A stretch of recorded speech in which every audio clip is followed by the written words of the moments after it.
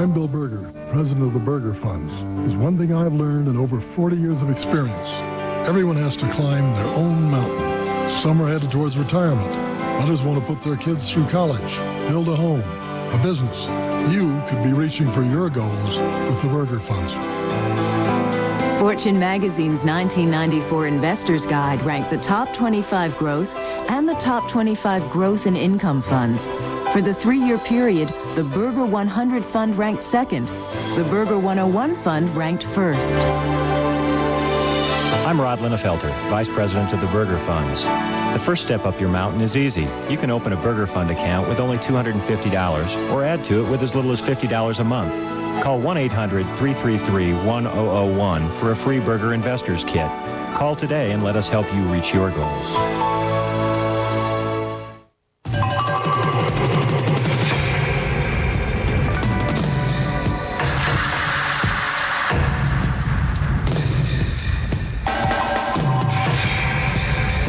What would you pay for the responsiveness that lets you own the road?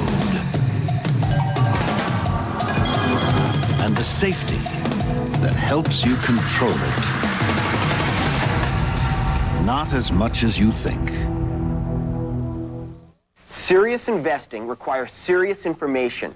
No frills, just results. Individual Investor magazine discovers Waterhouse at $3.20 per share. The stock soars to over $50. Individual Investor. No lifestyles, no personalities, just great investment ideas. Individual Investor features Transmedia at $1.88. It climbs to almost $20. Each month, we find the undiscovered stocks and mutual funds that are tomorrow's big winners. Call now and subscribe to Individual Investor for only $29.95, and we'll send you free the Complete Investor Series, plus the 1994 Survey of Mutual Funds and the new Magic 25, the top stocks to own in 1994. When it comes to making money, we print it. Individual Investor.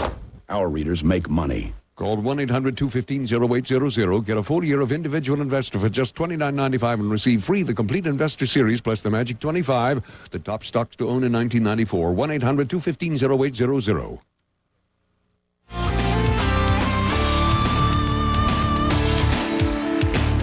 Much of the nation remains in a deep freeze. In some parts, one of the nastiest winters in years, and it's driving many of us, including me, nuts. Yep. Many people have noticed it's having a big effect inside, too, at work. Scott Cohn has a story from Chicago. This weather outside is frightful. How cold has it been? Well, here in Chicago, if you add it all up, this winter has been 125 degrees below normal.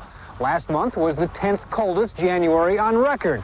It's so icy outside that some communities are running out of road salt. And for some people, just going outside can be depressing, especially if it means going to work. People worry more about, just getting to work and getting home, and that the whole basic effort put into it. And I think there's a tension within them. Employee assistance programs in the region report a flurry of activity since the first of the year. That's it. 2 more. 2. Good. And so does the Employee Fitness Center at Kemper National Insurance Companies outside Chicago. Normally, the people who come here to keep New Year's resolutions have faded away by now. But the center is still busy with people trying to keep their sanity. It's hard not being outside, but it's the next best thing. If you close your eyes, you can think about being on a bicycle on a nice warm... That's right, on the Virgin Islands somewhere. Nan Kilcarry combats her seasonal affective disorder, that's the scientific term for cabin fever, by spending a few minutes each day sitting in front of a light. She sells these to fellow sufferers for $199. The winter blues are directly caused by a deprivation of light. That is, you don't get enough sunlight in the winter. Either the days are too short or it's too cloudy. But for some people, sitting in front of a light for 20 minutes isn't enough. That's American Airlines Flight 422 with service to Miami. I'm going because it's 85 degrees and that's above zero.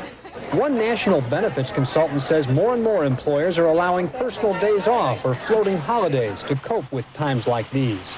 But as much as a challenge as this is, say the experts, it's worse in the spring and summer. Then the last place people want to be is in the office.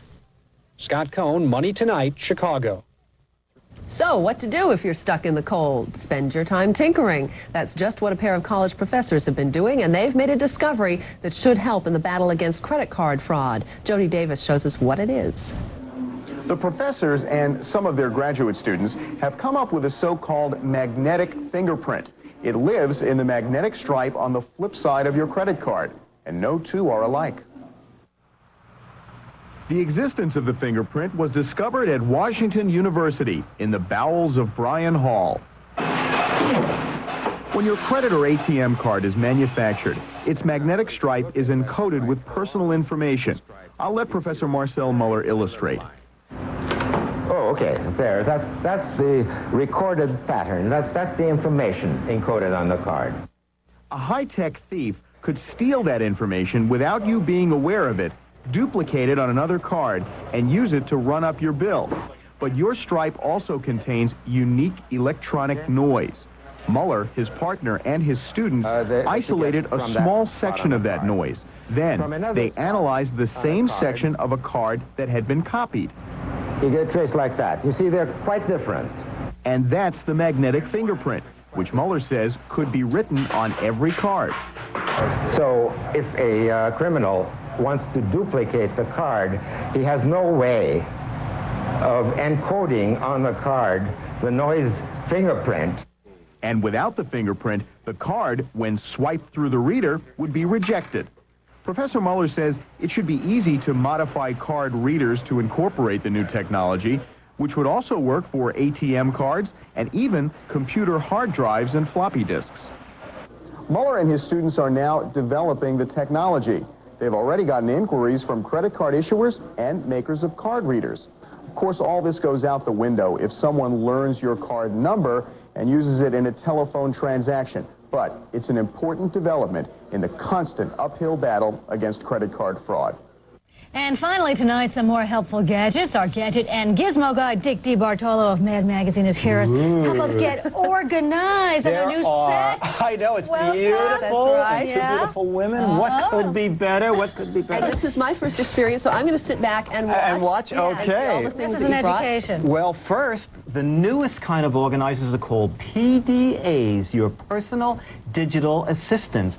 And you can write on the screen in handwriting, and if you want, hit a little button, and it will convert your handwriting to text. Now, when you first get them, they're very slow, but the chip slowly learns your handwriting, and they tell me we'll get faster and faster. Even your handwriting. No, my handwriting, it said, English, please. Right. It wasn't English. Yeah. They're pricey right now. They're about $700. The price is just starting to drop a little. Sharp has dozens, maybe not dozens, but a half dozen wizards on the market. This is the latest wizard. This has built-in software for faxing. Oh, kidding. So you type your notes on there, you click a little modem on the side, and you can fax from the wizard. little guy. This little guy. And like other wizards, it takes extension cards, and you can send from one wizard to another. Amazing. Now, a lot of people still like to write their appointments down. Can you imagine that? I know. Okay, so Time Runner and Texas Instruments got together, and what they've done is they have diaries on this side, and they have a big version, which I'll show you here. It's the regular Time Runner diary, but over here is a click-out organizer. It had to be a little gadget with this, Absolutely, but you can enter the addresses and the phone numbers in here, change your diary from year to year, and just move the organizer, so a lot of electronic names and information stays with you. So yeah, I think it's a very good idea. Okay, now, Royal has done something totally different. They have 6 organizers that start at $10. That's it? We can live with that. You can live with that? Yeah. It's not bad. It holds like 60 or 70 names, addresses, and phone numbers. They do one for about $40, a little more complicated, but read the box to see what each one does. And then they have a deluxe one that's only $80. This is as powerful as my first computer that cost $1,200. $80, and that's as much power. And that, right. I mean, But you can't lose these guys, or you're in big trouble. Backup, backup, backup. Backup, Make sure always that you a copy everything. backup. Seiko's taken a different approach. They're under $25. They have a little shopping organizer. They have a little auto organizer, keep track of gas mileage and stuff. And they have an expense organizer, put in your expenses, currency converter. And finally, they haven't left the kids out because the kids have their own little diary from Casio, okay? It has its own little menu, and under the people's names, you can actually draw electronic faces. Oh, that's cute. Okay. That's cute. But prices vary wildly, so shop around. All right, speaking about kids, next week's Toy Fair. Toy Fair, I'm going to Toy Fair. We're taking a camera crew, and we're going to, next Friday night, have some fun stuff from Toy Fair. This is Dick's favorite time of the year. We need to I'm forced to do it. I'm forced to do it. Glenn says you must go to Toy Fair. You know, some of those, the faxing thing and also the currency thing would be great when you travel, when you're on assignments. And absolutely. The little Seiko guys are under $25. We can live with that. Okay. Terrific. Thanks. That's all the time we have for tonight. It went pretty quickly. We're so glad you stayed with us. That's we right. had a good week. We hope you enjoyed our new show, Money Tonight, and you stay with us. And thanks for all your cards and letters, giving us all the encouragement. I'm Sue Herrera. And I'm Janice Lieberman. We'll see you next time. Night.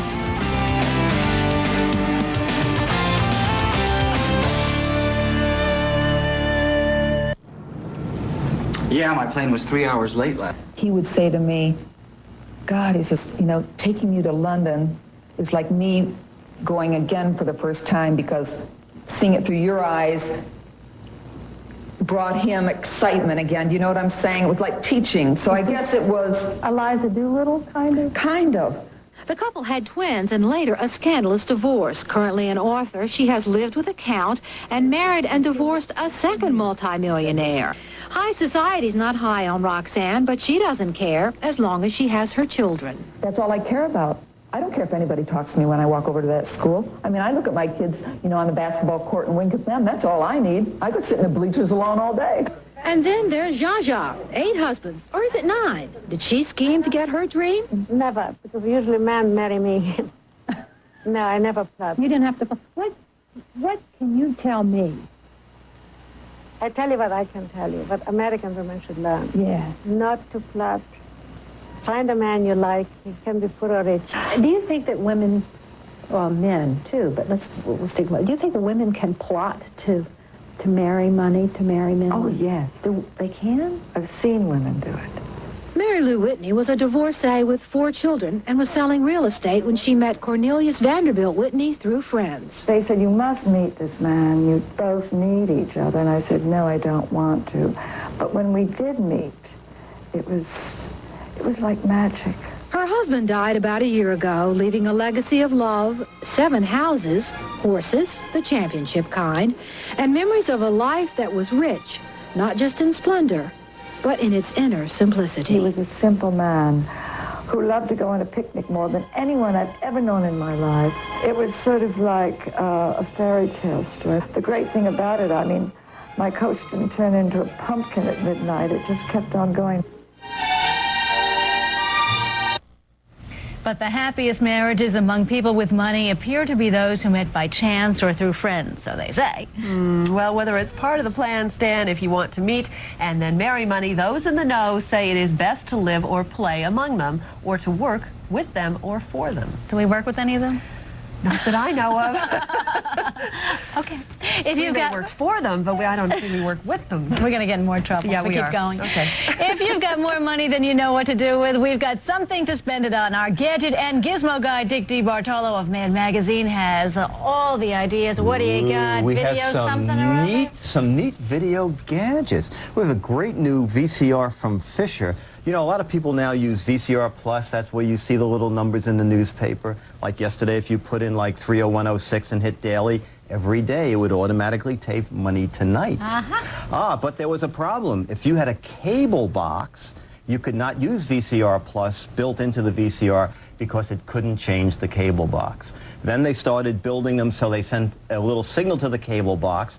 But now Fisher's gone one step further. If the cable box is on a different shelf or in a different cabinet, the little cable mouse, that little mouse, this little guy plugs into the back of the VCR.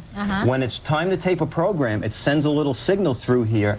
It changes your cable box, and then this comes on and records what you want. And this is supposed to be simpler. It's one, just playing devil's advocate here. No, it is easy. Once you know how to use VCR Plus, you just look in the newspaper, and it's just 5 digits, and it automatically knows what station, what time on, what time off. And a couple of other neat features. A lot of people use camcorders, and they view them through their VCR so they can copy tapes over. This has front-mounted jacks, input jacks, so you don't have to fish around to the back and pull them through. It also has something that I love. It's called indexing. Every time you tape a show, it puts down a little blank spot on the tape. So when you go through it, if you don't like what you tape, it will automatically go to the next thing that you taped. Very clever. Okay? What else And you got? finally, the remote control has a jog shuttle, so that you can turn this and view and go back and forward fast and slow as you want. Getting very and professional. very professional, and a universal remote control to control your TV, your cable box, and the VCR. And the best price, the list price, is under $400. That's not bad. I was expecting like $1,000. No, it's really a wonderful buy. That's Pretty from reasonable. that's from Fisher. This is very high tech. Okay, this is brand new. It's just shipping now. A few stores have it. It's called the VCR Plus Control Tower. Control Tower. Okay. You call when you get it. There's an 800 number in the box. You call them up. You say, "This is where I live. This is what I use to get my TV guide numbers. This is the make of my TV. This is the make of my VCR." They say, "Hold this up to the telephone." Come on. There's Are you kidding? There is a microphone at the bottom, and in 3 seconds you hear.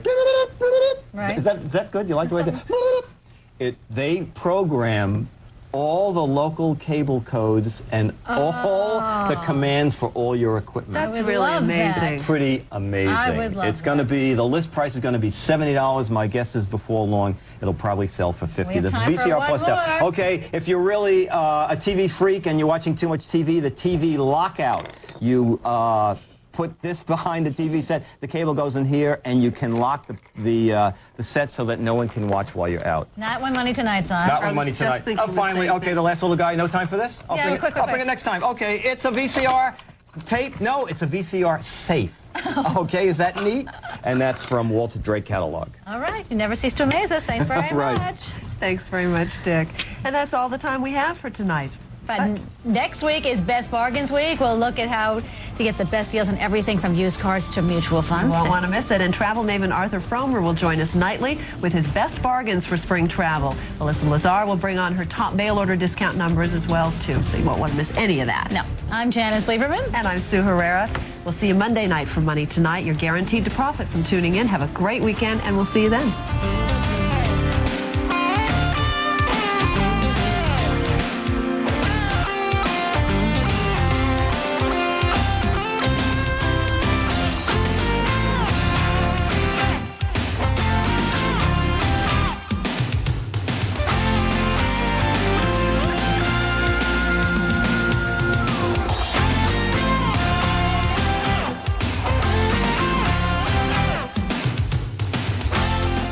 This program has been brought to you by Acura. Some things are worth the price.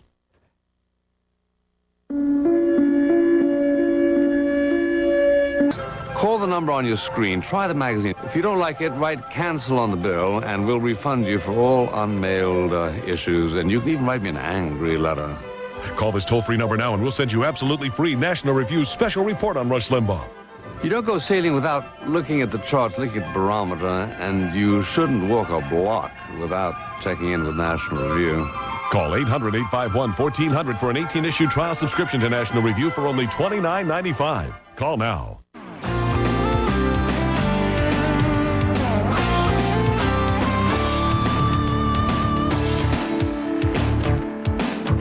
Hi, everybody. I'm Sue Herrera. And I'm Sheila Steinbeck. Welcome to Money Tonight, the place to be if you're serious about getting your money's worth.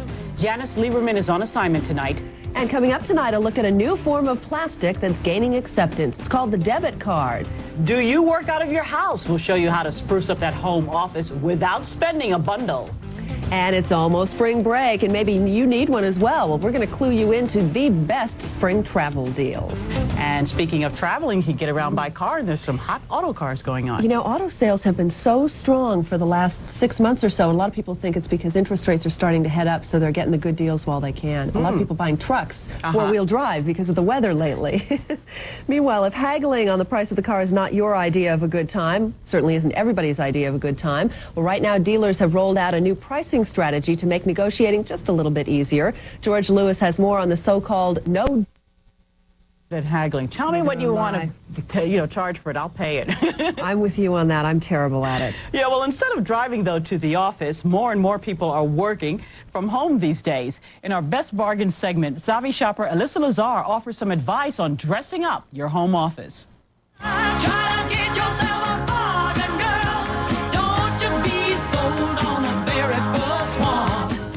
In the 90s, people are phoning, faxing, using computers, doing a lot of work from home.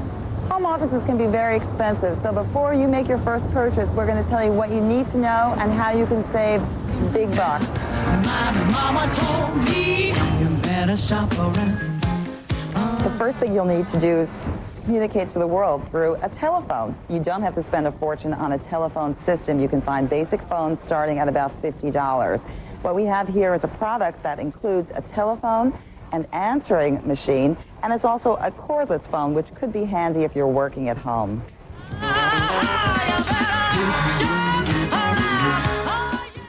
Fax machines used to cost thousands of dollars, but today for under $400, you can have a fax machine in your home office. Many models have fax, telephone, and answering machine all in one. But buyer beware, if this machine breaks down, you might be out of commission for a while.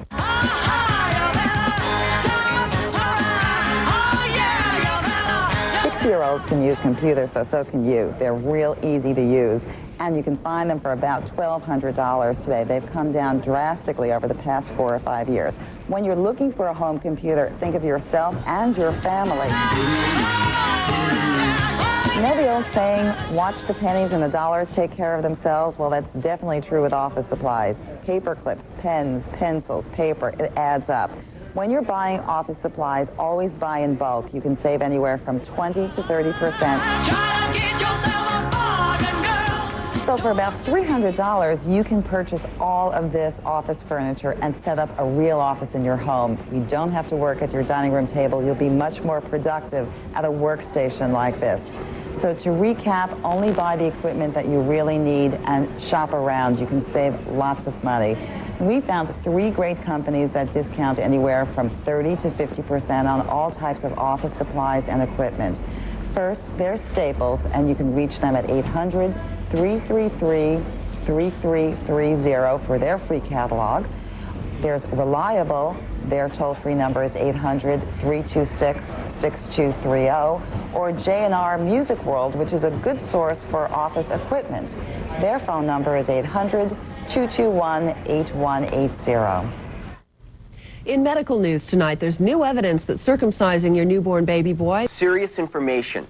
No frills, just results. Individual Investor magazine discovers Waterhouse at $3.20 per share. The stock soars to over $50. Individual Investor. No lifestyles, no personalities, just great investment ideas. Individual Investor features Transmedia at $1.88. It climbs to almost $20. Each month, we find the undiscovered stocks and mutual funds that are tomorrow's big winners. Call now and subscribe to Individual Investor for only $29.95, and we'll send you free the Complete Investor Series, plus the 1994 Survey of Mutual Funds and the new Magic 25, the top stocks to own in 1994. When it comes to making money, we print it. Individual Investor. Our readers make money. Call 1-800-215-0800. Get a full year of Individual Investor for just $29.95 and receive free the Complete Investor Series plus the Magic 25, the top stock to own in 1994. 1-800-215-0800.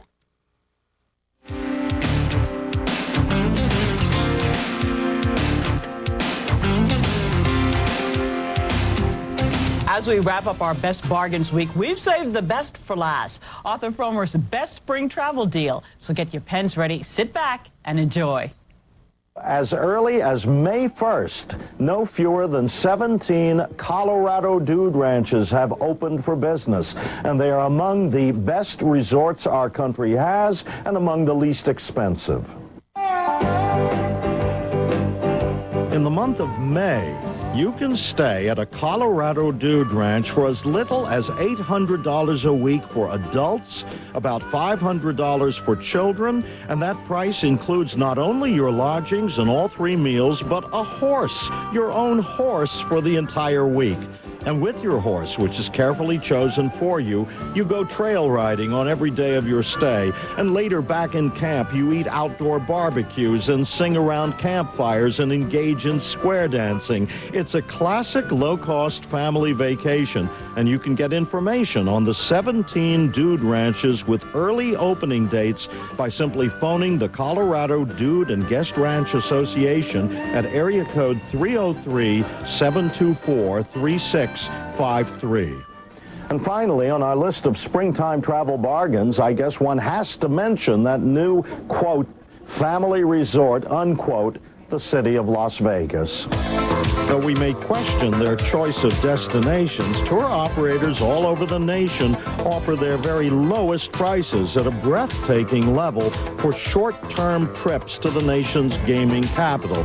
And I particularly like the packages of Go-Go tours selling for $299 from New York, $254 from Chicago, and only $120 from Los Angeles for midweek departures.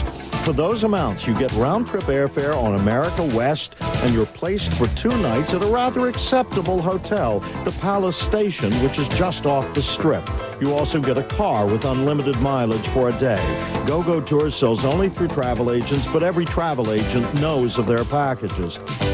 If you'd like a detailed list of some 20 major travel bargains for the coming spring, you have only to send a self-addressed stamped envelope to me, Arthur Fromer, at 1841 Broadway, New York, New York, 10023. If you have more time to spend in Las Vegas, ask your travel agent to call FunJet Vacations. They offer special package rates for 4-night stays in Vegas. We're there. Yeah. We recently took you on a tour of the annual International Toy Fair in New York City, but there were plenty of toys that did not make the big show. Toys that are manufactured by smaller companies trying to compete with the big guns, so to speak. Our gadget and gizmo guy, Dick DeBartolo, was here to tell us about these manufacturers of toys that are lesser manufacturers. Absolutely. As a matter of fact, when I went to the Javits Center, during my walking around, 2 people shook my hand and said, thank goodness someone from the press came, because everybody runs to see Tyco and Mattel and everybody, and these people are trying to make their way in the toy business also. And but it's first, so competitive. It is so competitive. A little bit of unfinished business. Last week we showed the videotape safe. It looks like a videotape, but it actually opens up. Let me just push this little button on the side, and you can put jewelry or money inside, and we were rushed for time. We didn't get to run the phone number, so the phone number is on your screen now. It's under $10, and it's from the Walter Drake catalog. But it just fits. It has a case. It looks just like a regular video exactly cassette. like a videotape, so you can put your valuables in it. Okay, now on to the toys from the Javits Center show. This is the Arnold Palmer indoor golf game, and it's under $50. This guy is really neat. I'm going to stand up for this. Yep. Are you willing to stand for this? Do a little okay. putting. It comes with this putting green. It comes with your boundaries. It comes with traps. And notice there's a little trigger finger here, and it has interchangeable clubs. Now, I've only done this once or twice before the air because I'm not a golfer here, but let's see. Play one on TV. One and oh! Hey, that's not horrendous. Well, now. Well, no, it wasn't bad. Okay. You can give it as a gift. Okay. And the little interchangeable clubs mount on the big club. So that's, as I said, that's a great executive gift. Under $50. Really. All right. For kids, Squiggle Writer. Now, it's a pen with a little battery inside. And what's fun about Squiggle Writer is even if you just try and write your name, the pen does bizarre things. You could draw with that, too. You can draw with it. Here, I'll give you a Squiggle Writer while I show people that Squiggle Writer is out now, that one that you're using. That one looks like our producer on a Friday night. This is the Glenn Ruppel Squiggle Writer that's coming out. And he looks great on camera, doesn't he? And the same thing. And if you hold him up high, he makes much wider lines, so they're really a lot of fun. As I said, the little guy's already out for $8. This guy's coming in a couple months. They're from Heart.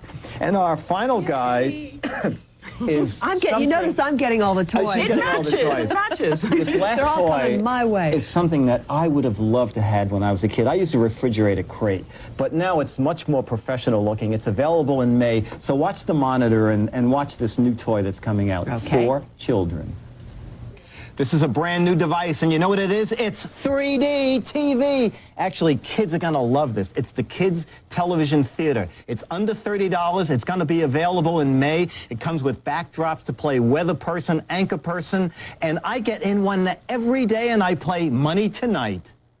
And this is one, it clicks onto the back of the screen. And by the way, I want to apologize to the manufacturer. They didn't have the proper frame, and we were in a real hurry, so we sort of threw that together. I saw you. Did you know? Right.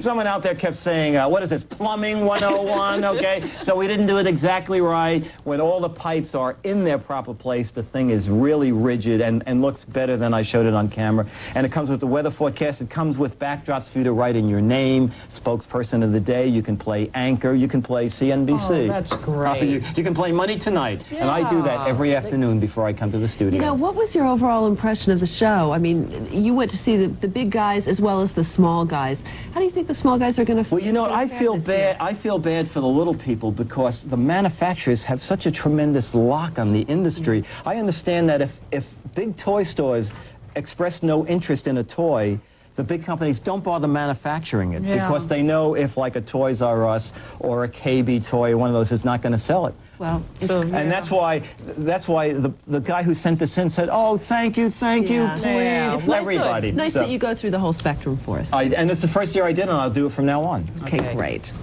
Well, I'm sure they'll appreciate that, and I hope you appreciated what we had to show you. That's all we have time for now. I'm Sheila Steinbach, in for Janice Lieberman. And I'm Sue Herrera. Join us again Monday for Money Tonight. You're guaranteed to profit from tuning in. Have a great weekend, and we'll see you then.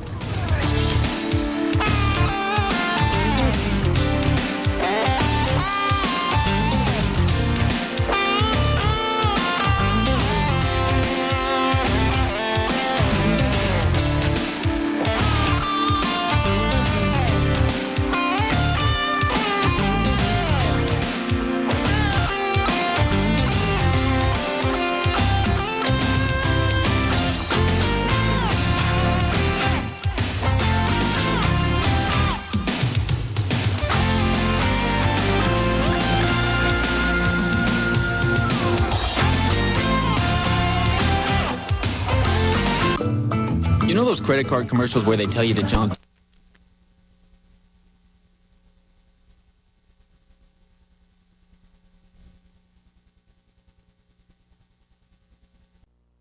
Next, John Gotti Jr. Is he really the mob's new boss? John Miller meets face-to-face with the baby Don. Plus, one teen tells why he cares for his gun like a child. And the big vote comes down on NAFTA. Only on News 4 New York. Next.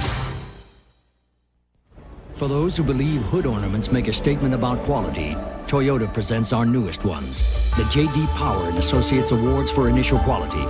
This year, 3 Toyotas were ranked best in their price class. 5 more ranked best compact or full-size vehicle.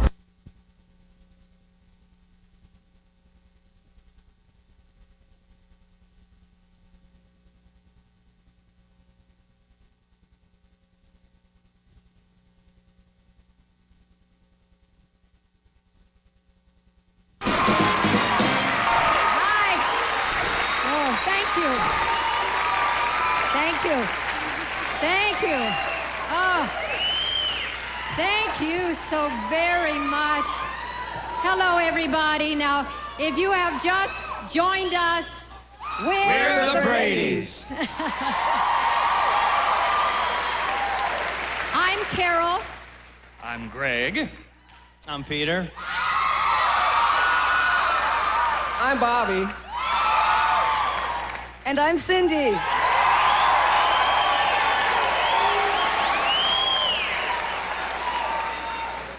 And all we ever do is talk about ourselves. Now, let me see, where were we? Oh, yes, Greg. Now, you know that rumor has been running rampant for years. Now, I really would like you to tell me, did you or did you not date me, your mom? Let's talk about Johnny Bravo now. I really love being Johnny Bravo. I really fit that suit. Yes, you did.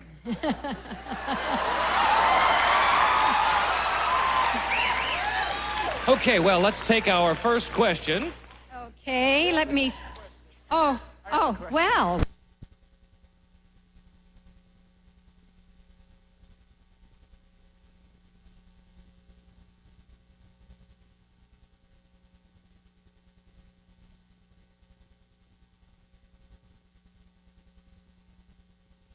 I know. Say we didn't get the package. Martha! Tom, did you get our package? Gee, it never got here. Really? Introducing tracking software from Federal Express. It was delivered to your place at 9:22 a.m. Ah! Probably stuck in the mailroom. No, it was signed for by your partner, Brian. Now you can track packages right from your computer on your desk. Brian, are you there? Oh, that package, Martha. We could negotiate a deal at this. It was a decade that changed. The way we danced. The songs we sang. The shows we watched. The movies we went to. A decade that changed the way we saw ourselves. Watch Joel Siegel's Snapshots of the 60s, Monday on Eyewitness News at 5, right here on Channel 7. The vote on statehood, live in Puerto Rico tonight at 11. ABC Sports coverage of the New York City Marathon is brought to you by Kellogg's, the best to you each morning. By Radio Shack, your Christmas electronics store. By John Hancock Financial Services, proud sponsor of the 1993 New York City Marathon. And by Mercedes-Benz, automotive sponsor of the New York City Marathon. Well, as you look at the tranquil scene in Central Park, and that is a live picture on this gorgeous day, somebody out there in a rowboat on the small lake, and there the buildings of Central Park West, those twin towers, you may remember from the book Marjorie Morningstar by Herman Wouk. Later today, one-of-a-kind golf event. Fred Couples and John Daly are among 10 of the PGA's best going for shot-for-shot in a 9-hole showdown. The Merrill Lynch Shootout Championship at 4 Eastern, 3 Central and Pacific, right here on ABC Sports. And Caruso of Chile continues to lead the men's competition. The women's a little more interesting at the moment because it's more competitive. And amazingly, Nadia Prasad is the leader. No one would have thought that, especially when you consider that the women's leaders are 2 seconds ahead of the course record pace, and the men's leader is 1 second ahead of the course record pace on a fairly warm day for marathoning. Anything over 65 degrees, you've got to be very cautious. The best marathons are run when your toes are numb before the starting gun goes off, and that wasn't the case today. It certainly wasn't. Great stories in this race. There's something called the Achilles Track Club, which is a worldwide organization, an outgrowth of the New York City Marathon, really. One of its members is Zoe Kaplowitz, and there she is. It will take her a day. She's a victim of multiple sclerosis. By running the marathon, I've learned that I have the opportunity to set a long-term goal and move towards it and not even be disappointed when there are setbacks, but to view them as lessons and opportunities, and to ultimately get what I want and achieve what I want. Well, here she was about to start at 4:30 this morning. As we said, it'll take her 24 hours to do it as she walks through the city of New York.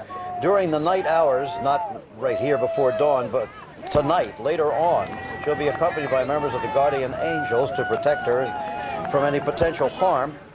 Just a great story. One of many typical members of the Achilles Track Club, founded by this man, Dick Traum, who it started well with your own problem, really, Dick, right? Yes, I started, I lost my leg 28 years ago, started running 10 years later, and I ran in the 1976 New York City Marathon. Is it safe to say if it were not a New York City Marathon, there might not be an Achilles Track Club today? That's correct, because I required almost 8 hours to finish. You know, I was permitted to start 4 hours early. And if there was no New York City Marathon, there was no place in the world which would permit you to do that. How many people do you have? How many chapters do you have? And how many countries now? Okay, we have today 173 runners representing 18 countries and about 60 chapters. We currently have over 100 chapters in 24 countries and about 3,500 members. And how many out there today from the Achilles Club? Today, 173. Well, congratulations on what you've done, and your new book is very enjoyable, by the way, and very informative, of course. Jim, thanks very much. Good seeing you. Dick Traum, the founder and president of the Worldwide Achilles Track Club, one of the many inspirational stories out there. Now let's go to Larry Rawson. What's with the men at the moment, Larry? Well, Jim, right now the leader is still about maybe 100 yards, 75 yards up on everybody else. We have just passed the 10-mile mark as we speak, and the time was 49 minutes and 12 seconds. And the two Kenyans have blended back into the pack right now. The pack has not broken up, although there is a wind out here, which was not the case on 4th Avenue in Brooklyn. And now, if you notice, everybody is running Indian file as we approach the Hasidic neighborhoods here. So you get an example. Paul Pilkington, again, who is no doubt paid to try and tow everybody along at a steady, solid pace, seems to be doing a very good job. Andres Espinoza is running, wearing number 2 on his chest. Frank Bjorkley, number 31, just behind him, from Norway, wearing blue and white, has been running very comfortably, a 2:12 marathoner himself. The pack, all the favorites are right up here. It's as though they're marking time here at a very fast pace through 10. Interesting. Patty Sue, what's going on with you? We're back. We're still with Kim Jones here. She seems to be picking up the pace. She seems to be a little bit more comfortable with the pace. I think she realizes that she's running a very smart race under these conditions. 2:28, between 2:27 and 2:28 is her pace right now. We can't see the leaders, but she is it's running with men, which is nice because earlier in the race she was pretty much running alone with 1 or 2 women in her sight. Uda is continuing to run a very good pace, but we'll go to the front and see what this new potential upstart or our surprise leader is right now. And we'll also be able to see how far back Kim is. I don't think how far back is too much of a problem given where we are in the race right now. Okay, number 47 there is Anna Antonou-Usoba from the Ukraine, right up there with Praza at the moment. Lynn Swan is still out there, apparently doing well. Not breathless yet, huh? No, Jim, not yet. I'm running along with a guy from Great Britain. Yeah. Where in Great Britain are you from? Newcastle. Newcastle, huh?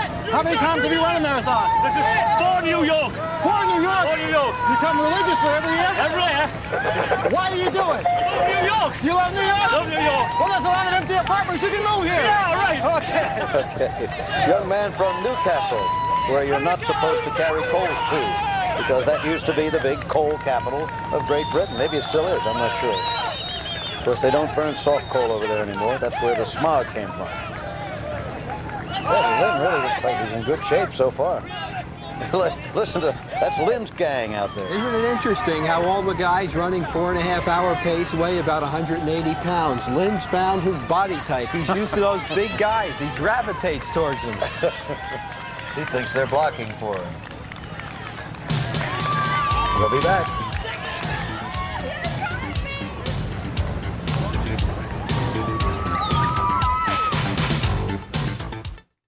A look behind the scenes as sports and science converge, brought to you by AT&T.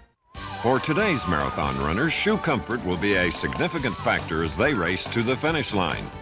A prototype running shoe with a coupled leaf spring midsole made of graphite fiber was designed to absorb energy on heel impact and transfer it to the ball of the foot. Researchers hope to demonstrate that the shoe's comfort will translate to less stress on the body and fewer injuries. Hey, MCI friends and family customers, want to see how you could save more with AT&T? Look, most people call the same area code over and over. Well, if you spend $40 a month on long distance, AT&T will give you 25% off our basic prices to that one area code. So if you're a friends and family basic or primetime customer, you could save more with AT&T. Now, write down this number. You'll also get 15% off your other calls, too. So call now and switch. Just another part of the iPlan. Every time Mercedes-Benz introduces a new car, other car companies rush to follow. And when Mercedes-Benz introduces a whole class of new cars, others scramble to catch up. Now Mercedes-Benz is introducing the new E-Class, featuring the powerful E420 V8. Other car companies may find this one even harder to follow.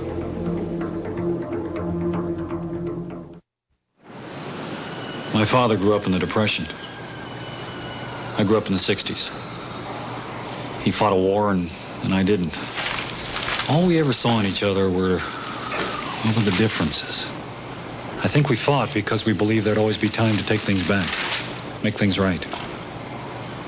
I think now's the time for me to do that.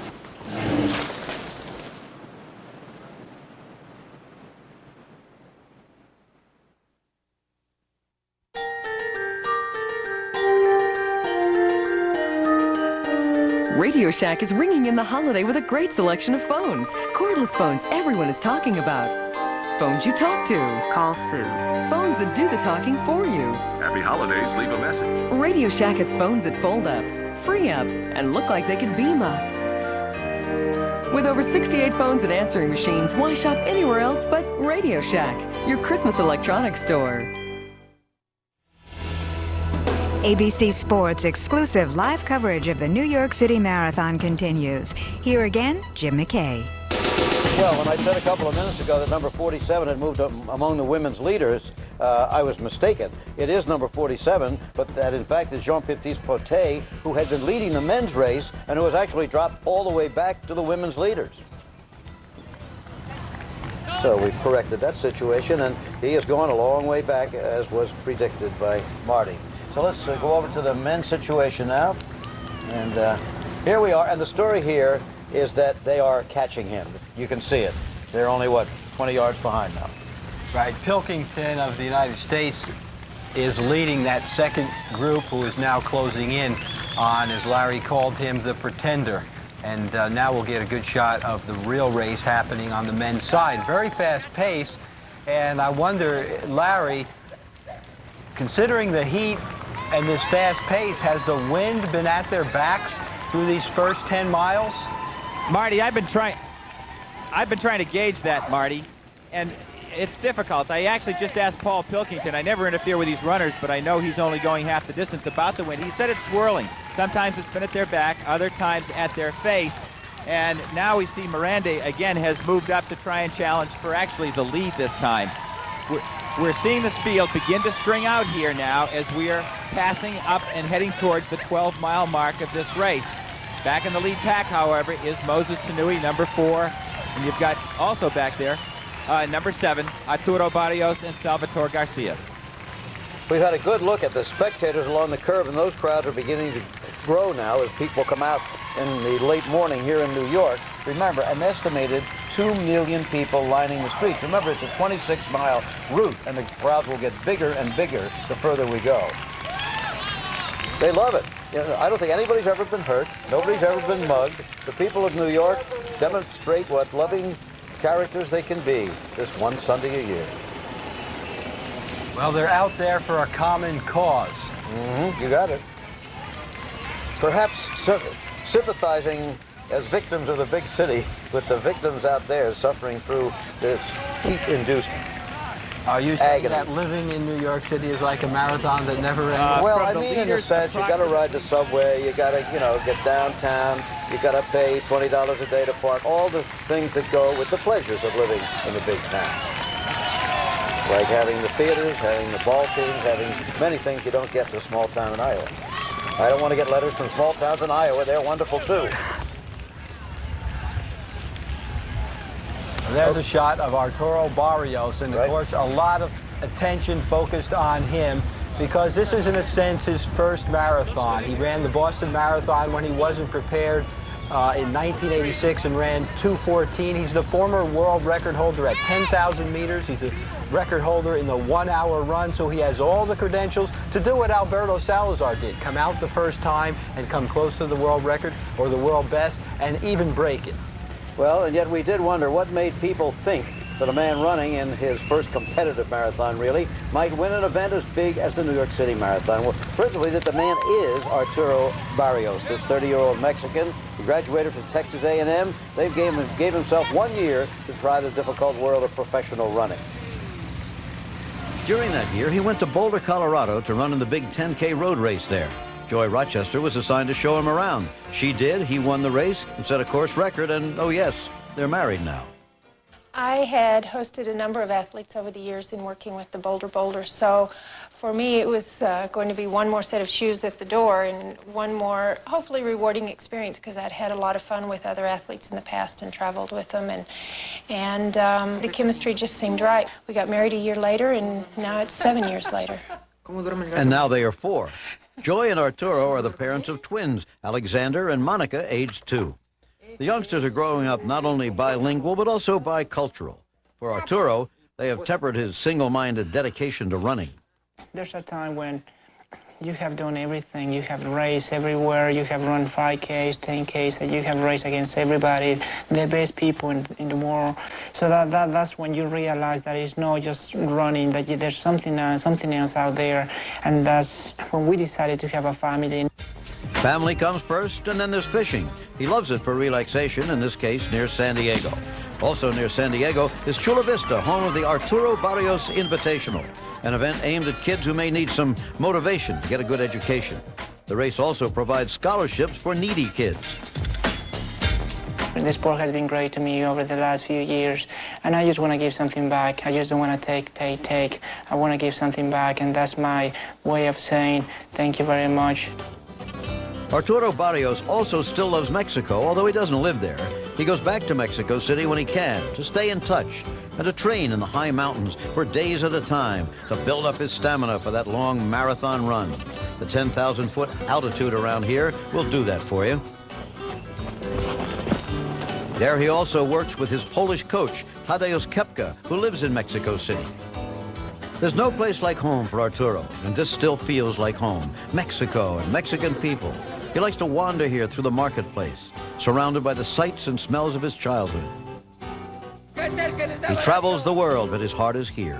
It's always a great feeling to be back in Mexico because I spent a lot of time in Boulder. But every time I'm here, I can see my culture. I can see where, the place where I come from. And that's going to be an incentive for me when I'm running the marathon because I'm going to be thinking about the market. I'm going to be thinking about the people. And if I win the race, it's going to be not just for me, it's going to be for everybody. Arturo Barrios, right now running through the streets of New York for everybody, meaning everybody back home in Mexico. And although he is a long way from home, he'll hear many Spanish-speaking voices urging him on in the streets of New York. Now here is Uda Pippig passing some of the men right now and stretching it out a bit, isn't she? Well, she is back in the lead and still ahead of the course record pace. We said that a couple was going to get married at the 8-mile mark. Preparations oh, there they are. Okay, this is Pam Cazios, 31-year-old legal secretary, a 3:05 marathoner, by the way. Tom Young, 32-year-old real estate manager, a 2:44 marathoner. Ceremony's supposed to take just a few minutes, and then they're going to run on. They ran to this point in their marital garb. Son of a gun. Something new every year in the New York City Marathon.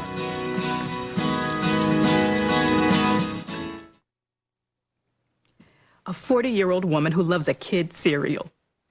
Just doesn't add up. Brave adults challenge the notion that Kellogg's Frosted Flakes are just for kids. I face 5 alarmers, and I can't face my 5-year-old at breakfast. Proving again that even the most courageous can't resist that sweet crunch in cold milk. I love them, but I can't tell you why. The secret's out. Frosted Flakes have the taste adults have grown to love. They're great. Welcome to Elsie's Market. Lately, we've been steering Elmer towards eating right.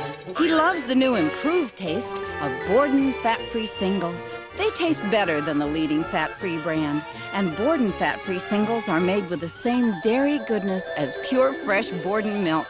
No wonder my customers prefer Borden fat-free singles. Delicious. Dad.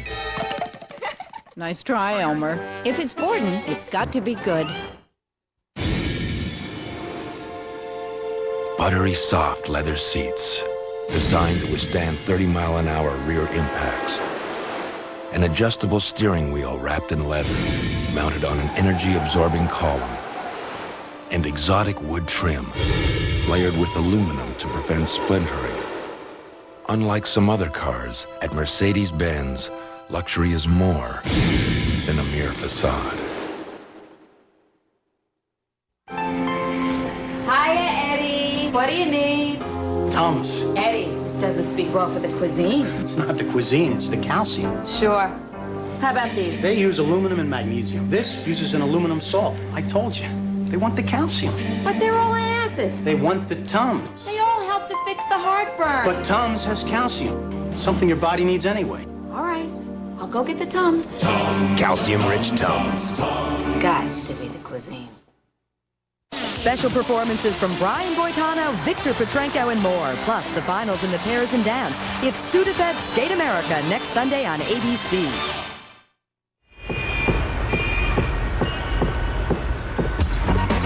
On a beautiful fall morning in New York, the New York City Marathon continues with Jim McKay. Okay, Senor Carrasco has dropped out of it now, and suddenly Salvador Garcia of Mexico has taken the lead as they go up the Pulaski Bridge, which was described by the New York Post recently as a nondescript, permanently under construction plank over Newton Creek. They went on to say, we won't refer to Newton Creek as a body of water. No, this is a fetid corpse of water, plied daily by garbage scows, delivering the fresh trash to the local incinerator. Well, that's the only negative thing you'll hear about New York today, but it was from the New York Post. Larry Rawson, the race. Jim, it's beginning to look, this is really interesting. Salvatore Garcia has had a terrible last year, and Marty can chronicle that for everybody. I don't have time. But he is getting his head together and his life back together. He went down to La Paz, Bolivia, trained at 12,000 plus feet for the last 5 weeks, and said, I am fit and ready, and told his manager, Luis Pozo, I'm going to win this race. And he's conducting himself the way he did the year he won. He took control just after the halfway point, as he has done in this race. And now in the men's race, truly, it is underway for the title. All right, when you have a chance, Marty, tell us about some of those problems. We're going to take a look at the women's race right now. Pipik, easily identifiable in that striped outfit, still leading easily. Easily, but she may have gone out a little bit too fast when we were in commercial. She was attempting to look back and see how much of a lead she had, and I think you don't do that unless you're worried about something. She maybe wants to know how much she can cut back and still stay in the lead. So she probably is starting to realize how fast this pace is. You saw for a moment there over by the curb one of the handicapped runners on crutches going in the New York City Marathon. The wedding is still going on, by the way, at the 8-mile mark. I think he's I forget now, Universalist minister, I believe. Your continued support has given me strength. You hear him? To become who I am today. The special way you make me feel when we are together is a happiness beyond description. Okay, again, well, there's Lynn Swan still out there in the race. Look close up on his face. Is he breathing any harder? I think he's starting to bounce a little bit more and use his arms. Lynn, have you taken a few hits out there? Yeah, well, I'm taking a few. The crowd comes in every time the camera pans on me. Everybody kind of folds in. They want to be on camera, say hello to their friend, just like being on the sidelines of a football game. Your breath seems to be becoming a little quicker. Your breath seems to be becoming a little quicker. Well, that's because I'm working a little bit harder. Okay. Okay, Lynn runs, the wedding goes on, the 26,000 move forward toward the finish line in Manhattan. The New York City Marathon will return after these messages. And a word from our ABC stations. Don't go away. All right. Very funny. Very funny. Very funny. Oh, it's his idea. It's his idea. All right. I'm going to stand up to read this. Oh, you made it. You made it. Yes. Yes. When you were 21, we drank a toast to it. Yeah. We did do that. When you were 30, I can't read this. You could boast of it. Now you're 40. Look at there. See? So make the most of it. Yeah. Well, isn't that clever? Take a look.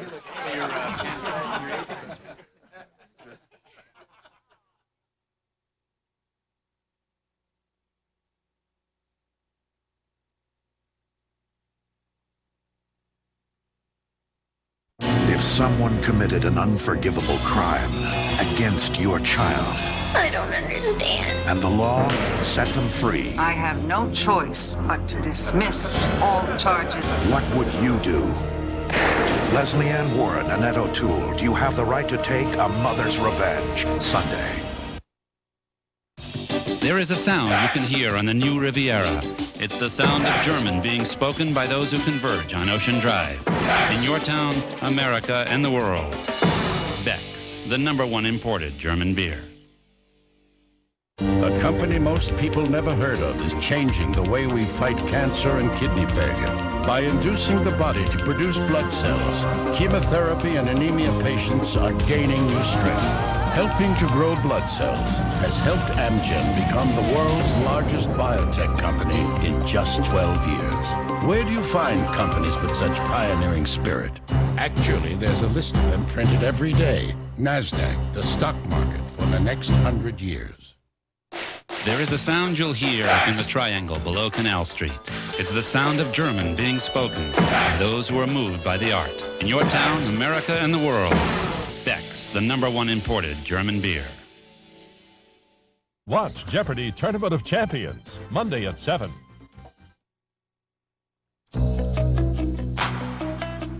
ABC Sports coverage of the New York City Marathon is brought to you by John Hancock Financial Services, proud sponsor of the 1993 New York City Marathon. By JCPenney, doing it right. By Mercedes-Benz, automotive sponsor of the New York City Marathon. And by GE, from aircraft engines to appliances, we bring good things to life. Okay, we are back at the marathon, a ship in the harbor, anchored there, big merchant ship, and they are now man and wife, Mr. and Mrs. Tom Young. Tom and Pam, duly married, united by the Reverend George A. Robinson III, a Unitarian Universalist minister, who earlier this year married a couple on a roller coaster, which was chosen to symbolize the ups and downs of courtship. What a world we live in today. Don Imus, what is your view on this couple getting married, whom we see embracing? Well, if they're like most American marriages, they'll be looking for lawyers by the time they hit the Queensboro Bridge. They still have a long way to go. There are a number of lawyers in a race, so they shouldn't have a problem. You know, there are more lawyers than any other profession, which isn't really too surprising. Well, actually not. It isn't, no, but... I mean, in the race, there are more lawyers than anything else. Oh, probably so, yeah. Been chasing after accidents. hoping the guy in front of him falls down. Okay. Let's go back to the action of the race. There you go. He's not going to carry her over the threshold. I hope he's not going to try to carry her all the way either. They still have 18 miles to go. They're not going to set personal records this time, I don't think, Marty. Took too much time out to get married. That's right. Well, Larry Rawson is right on the men's race. Larry? Jim, I'm back here with number 15, American Don Janicki, and up in front of him, number 23, is Keith Brantley. The two American hopefuls here in the race. They're about 200 meters behind the lead pack, which is getting increasingly strung out in front of them as we approach the 15-mile mark and the 59th Street Bridge. Brantley was running with the lead pack and fell back. He seems to be picking the pace up a little bit. Meanwhile, Janicki laid off the early pace that was supplied by all of the rest of the lead pack, and he has stayed about this same distance behind them for the first 15 miles of the race. Up front, it's a huge gaggle of runners as we approach the 59th Street Bridge. Salvador Garcia of Mexico, still the leader, a winner of this race 2 years ago in 1991. He had finished second the year before. And there is the 59th Street Bridge, famed in song and story by Simon and Garfunkel. And there is the island, the Roosevelt Island, in the middle of the East River.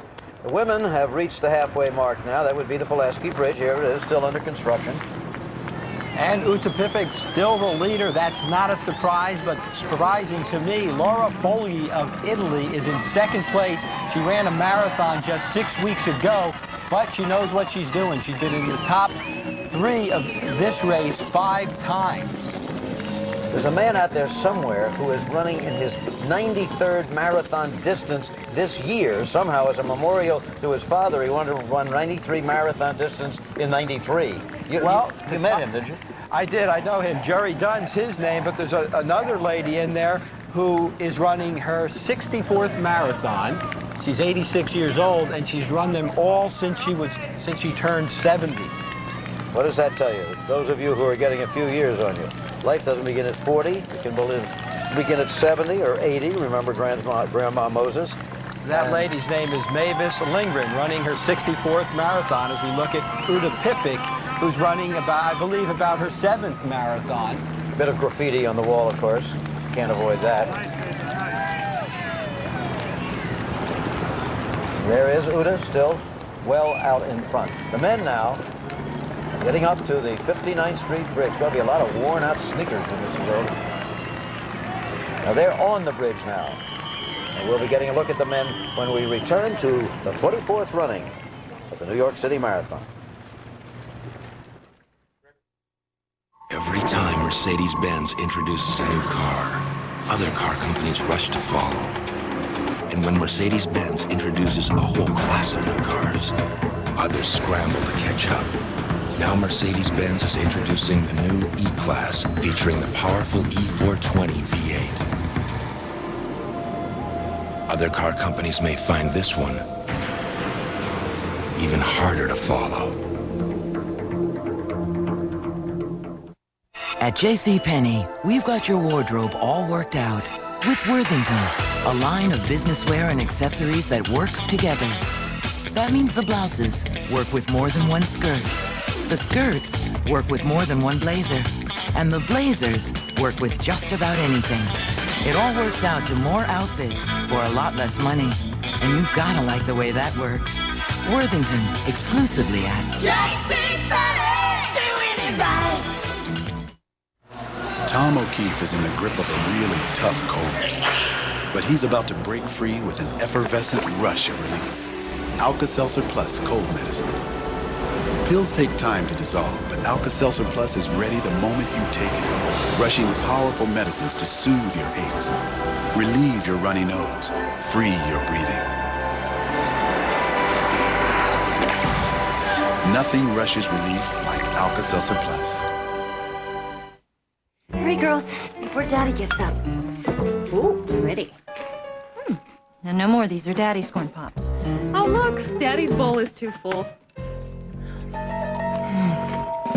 The problem with a cereal that tastes like popcorn, only sweeter, is that it disappears like popcorn, only faster. Mommy, that's Daddy's. We share. Hi, girls. Happy birthday. Thanks, guys. Now let's all go make him breakfast.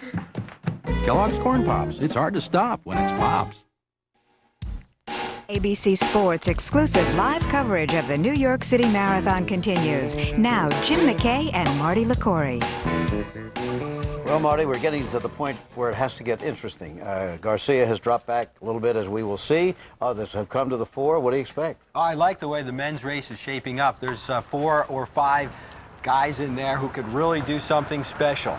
All the fakes have been worked out now, and we're really getting down to some serious business. Arturo Barrios is in that lead pack. Andres Espinoza is in about 3rd place right now. He's been 2nd the last 2 years, so we know he's for real. Lucas Swartboy, who has been the hot runner for the last 2 years, 2nd in the World Championships. We can just see him in there. It's good to see him up there. And this is number 1, Garcia, who was leading for a while and had broken from the pack, but now has come back in. He's wearing the gloves. So there's some really good stories in there. They're slowing up now. You can see them chopping their stride. The pace has slowed down a bit. By the way, that's the longest carpet in the world, they say, that is laid over the grilled roadway that they run on. You see the running time. And the leader is actually Frank Bjorkley of Norway right now, who is a twin brother in the race.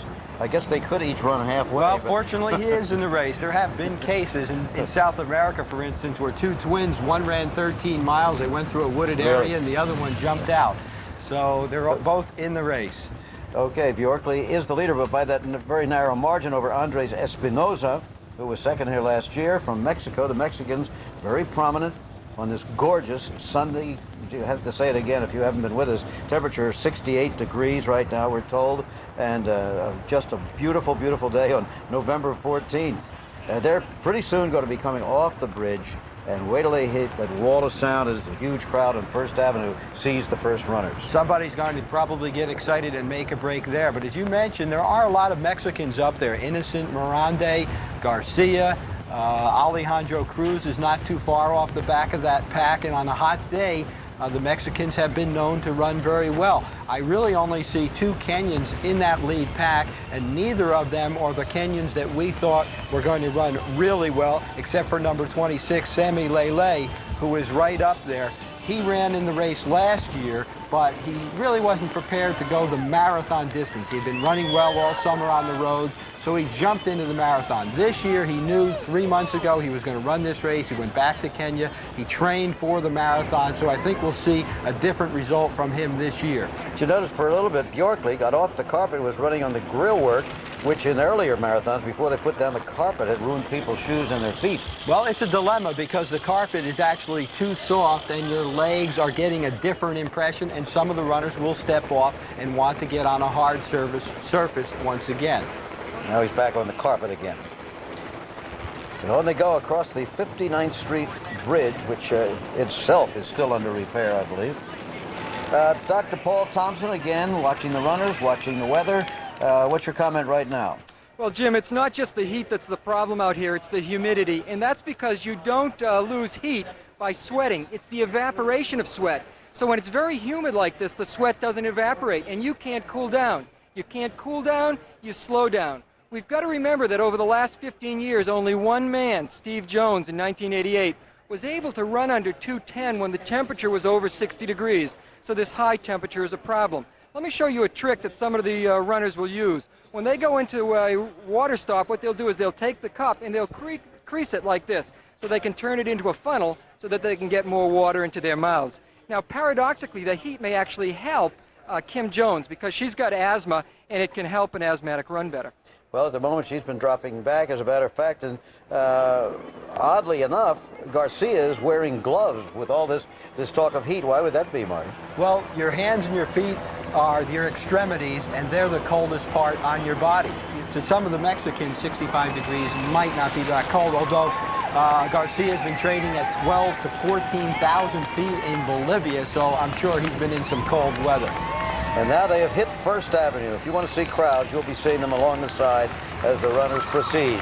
There's all the fleet of cars and policemen and cameramen, everybody else. And there are the runners, almost silhouetted as we shoot into the sun here. Okay. And now we have... Well, there's a shot of Moses Kanui. Right. He is a man like Arturo Barrios who comes into this race with great promise. It is his first marathon, but 2 years ago, in the World Championships, he was the gold medalist in the 10,000 meters. So at the shorter distances, he has impeccable credentials. He also has the world record for the half marathon now. What everybody thought with him would be that he would feel so good in the early miles that he would run too fast. He wouldn't be able to hold himself back, but he has. He stayed off the pace, so if he's going to do something, he's given himself a fighting chance. He hasn't blown it by getting overexcited. They're on the long 4-mile stretch of First Avenue. There you see some of the crowd. Watch it. Listen.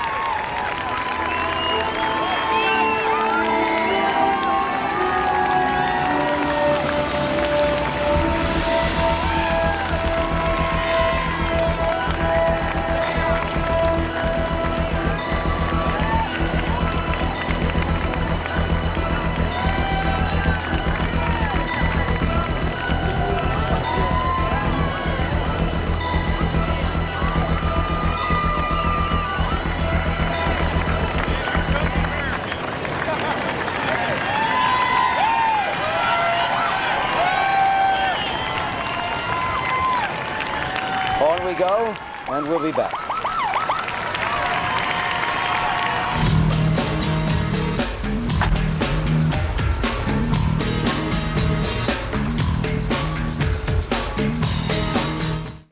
Anyone can see that the new GE Profile Radiant Convection range is easy to clean, but the real technological advantage is what you can't see, so we'll show it to you in a roundabout way. Introducing the first GE range that circulates hot air all around your food, roasting meats up to 30% faster, so they get done to a turn on the outside while staying tender and juicy on the inside.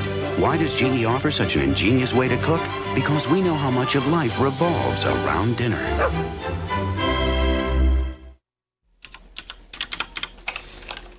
Sometimes kids laugh when I talk.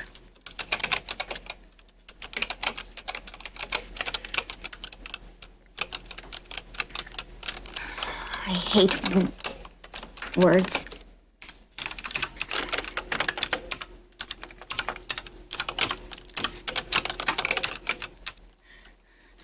I love being able to say,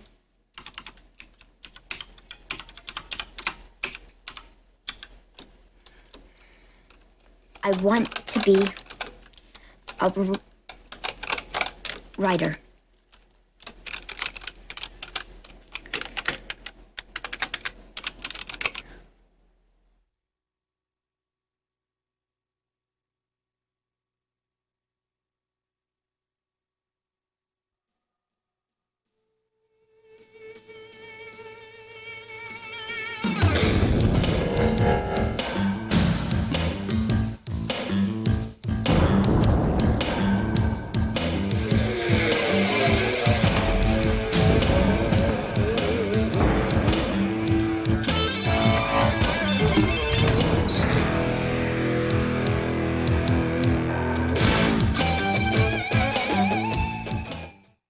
The biggest names in the game take center court for the richest prize in women's tennis. It's the finals of the Virginia Slims Championships, live next Sunday on ABC Sports.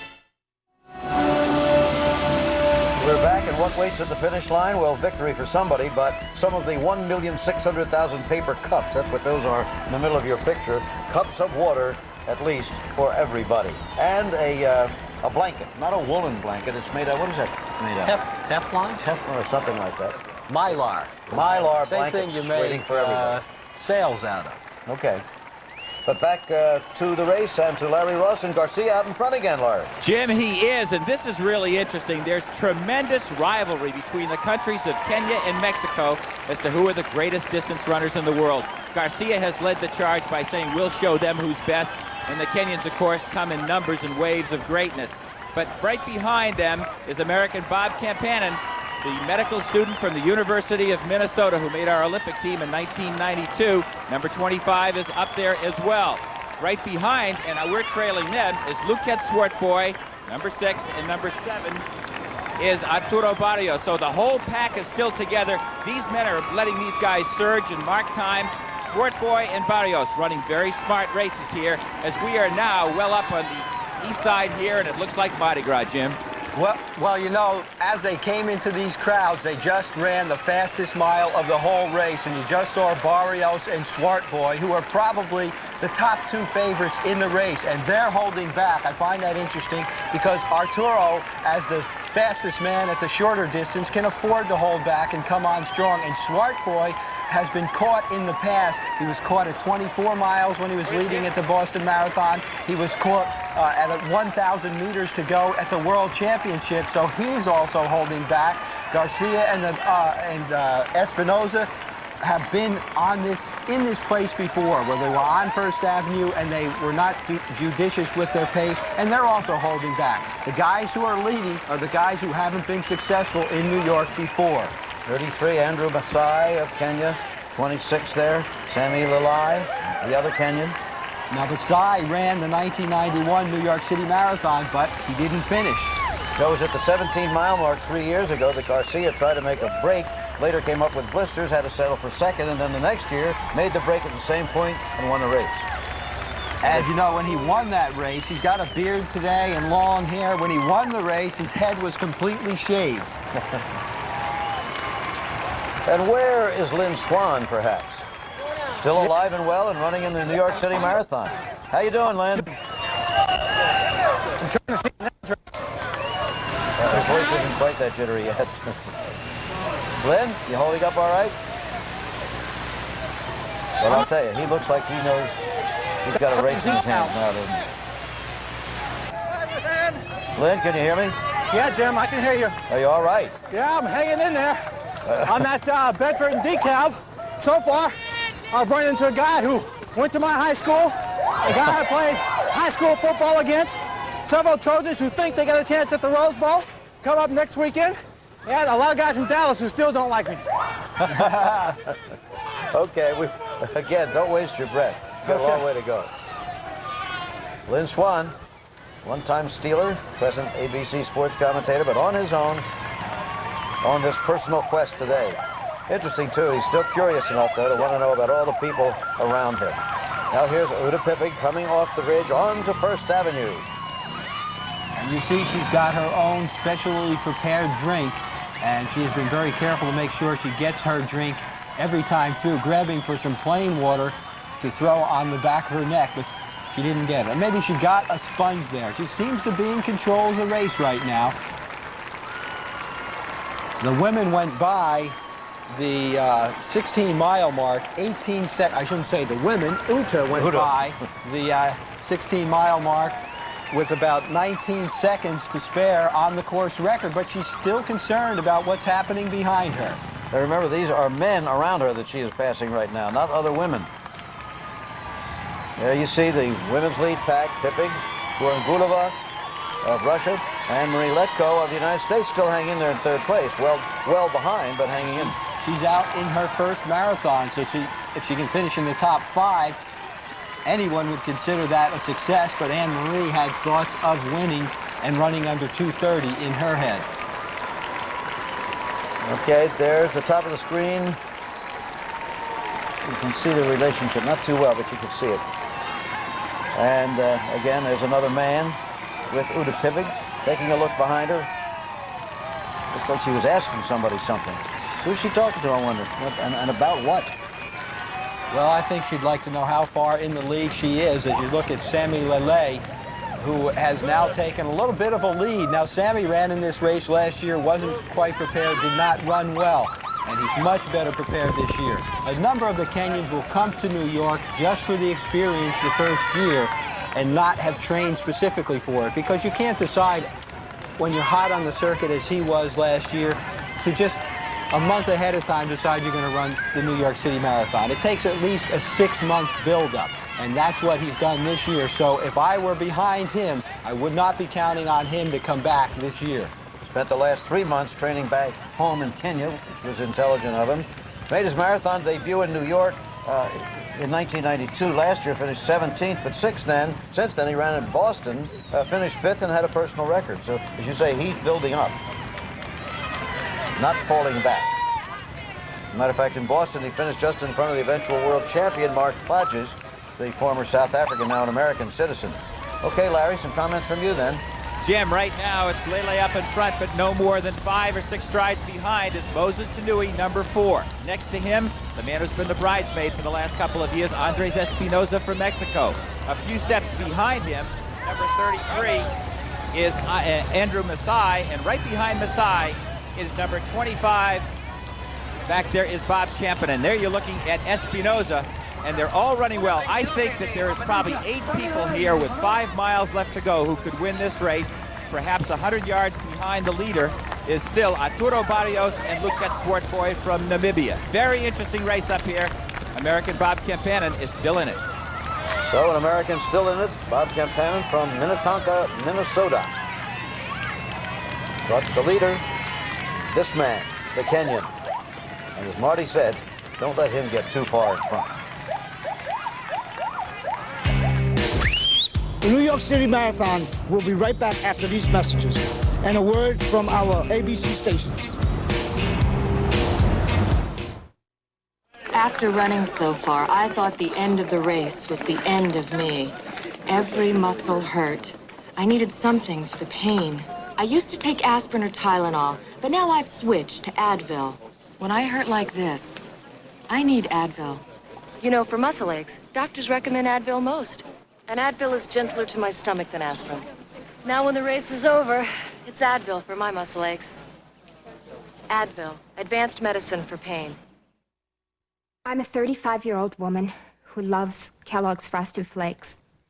This is my story. I knew it was for kids, so I had an arrangement with the stock boy at the market. I'd pay for it, and when the coast was clear, he'd hand over the box, and that frosted crunch would be mine. All mine. Of course, it's all behind me now. They deliver. There's no disguising it. Frosted Flakes have the taste adults have grown to love. They're great. Monday on day one. Since this pitch lost the World Series, Mitch Williams has been hounded, threatened, and under guard. Life with baseball's wild thing. Then on ABC's Monday Night Football, Buffalo battles Pittsburgh. Hard-hitting television Monday, football, and day one. Start a Chase Better Banking relationship and you could get a 9.4% no-fee credit card, a 4.95% home equity line with no closing costs, fee-waived checking with interest, $50 just for signing up. Chase Better Banking. Finally, a bank offering a good enough reason to move. Make a change for the better. Call 1-800-ADD-CHASE. Chase Manhattan. Profit from the experience. Maybe you think buying a computer for your family is easy. So, which one is right for me? How should I know? Here, read these. I wonder where we can find some help. Hey, can we get some help? Hey! Not so easy unless you come to Radio Shack. From affordable family computers to exciting multimedia PCs, Radio Shack has the selection you want, plus the personal service and support you deserve. Make your decision easy with our full line of computers at Radio Shack, your Christmas electronics store. The vote on statehood, live in Puerto Rico tonight at 11. How many months has he been out there? ABC Sports coverage of the New York City Marathon is brought to you by Mercedes-Benz, automotive sponsor of the New York City Marathon. By John Hancock Financial Services, proud sponsor of the New York City Marathon. By Kellogg's, the best to you each morning. And by Canon, a world leader in office equipment. And Sammy Lalai of Kenya continues to lead the men's race. Both the men's and women's leaders still on First Avenue where the great crowds gather. They're further uptown now, however. The crowd begins to thin out just a little bit here. They'll build again when they get into Harlem and Fifth Avenue and, of course, in Central Park and on to the finish. But Lalai still looking very good. Well, he's got the credentials to be able to win this race. That's why I say if you're back in that second pack, you've got to be covering this move or at least figuring out what your strategy is. You can't count on him totally coming back.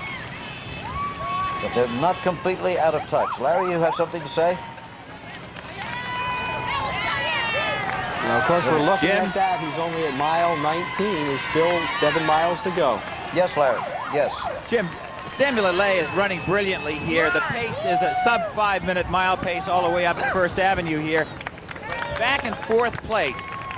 Probably a football pass from Bob Kampanen up to Lalay is Mr. Kampanen, running very, very well. He's just passed Andrew Masai. He's now in fourth place, and he's perhaps about 5 strides behind Andres Espinoza and Moses Tanui up there. So we have 4 runners within about 40 or 50 yards of each other, and the distance behind Bob to Arturo Barrios and the other great runner we talked about, Luquet Sweatboy, continues to grow. They look to me like they're in trouble of finishing up first, second, or third. Barrios and Sweatboy. We're down maybe to 4 or 5 potential winners here.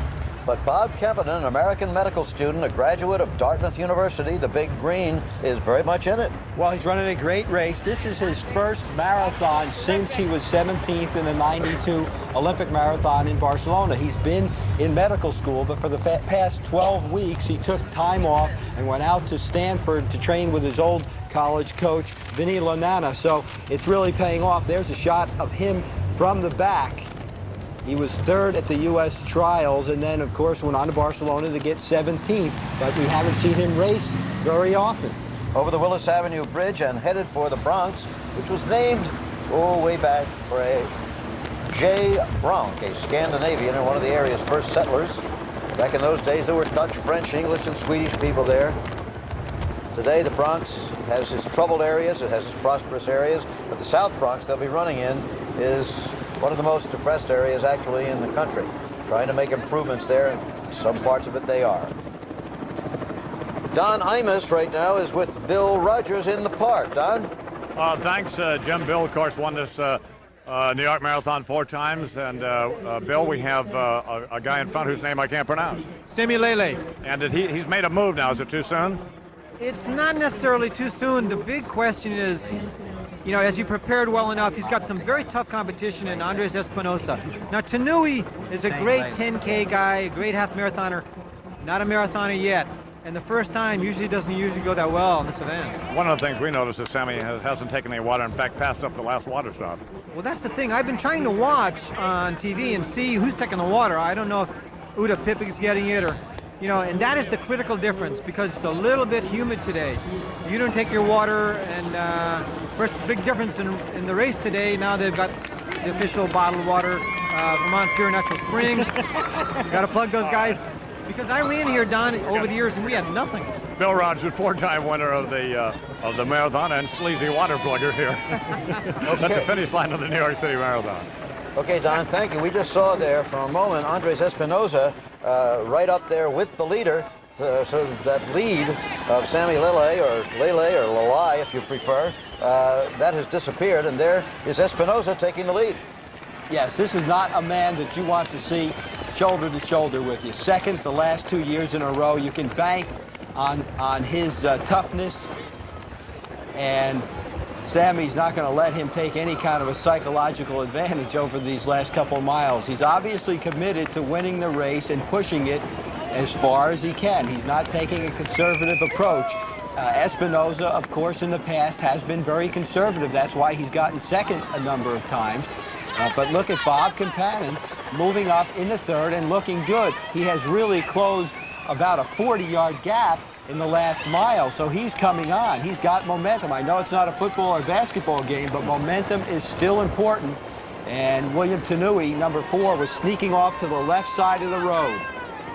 And we had some kind of a joker up there. Yeah, he's out of it now. Those of you who just run for fun, know that a 5-minute mile is pretty good stuff.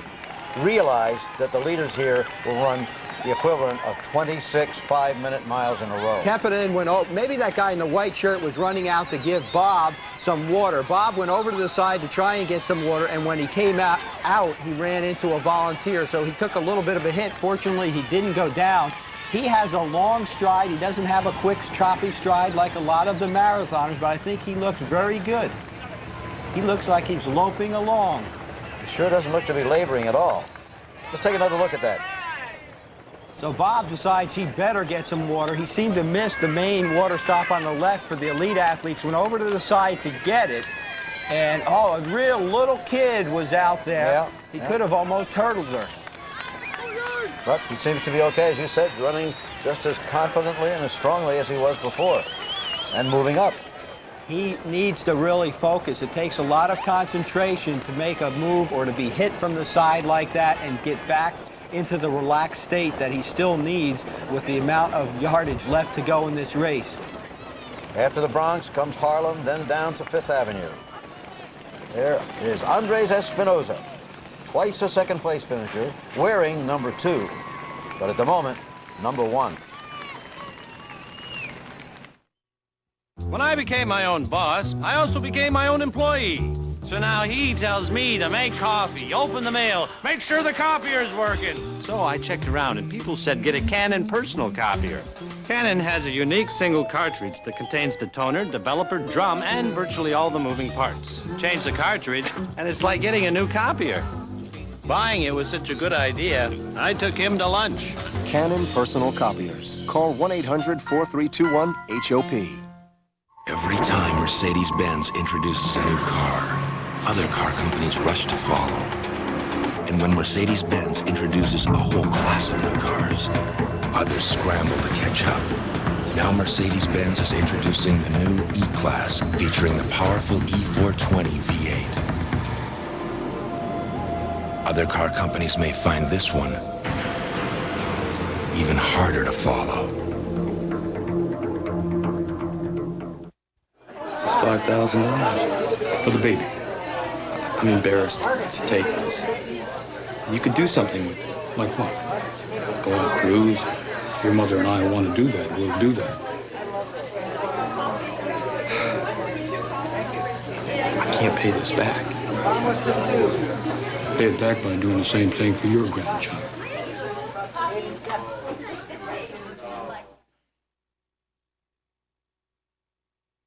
Man, when I get a cold, it's a killer cold. Sure, I take Contact. The 4-hour medication, like Actifed, it wears off too quick. Get to work in the morning, it's gone. Take Contact in the morning, it works for me. Contact helps turn sick days into work days. It's good stuff. There is a sound you can hear above the music. The sound of German being spoken by those whose passion is to live life. In your town, America, and the world, Beck's, the #1 imported German beer. Golf's sharpest shooters take aim at top honors in a one-of-a-kind showdown. 10 begin, but only one will win the Merrill Lynch Shootout. Today on ABC. ABC Sports exclusive live coverage of the New York City Marathon continues. Now, Jim McKay.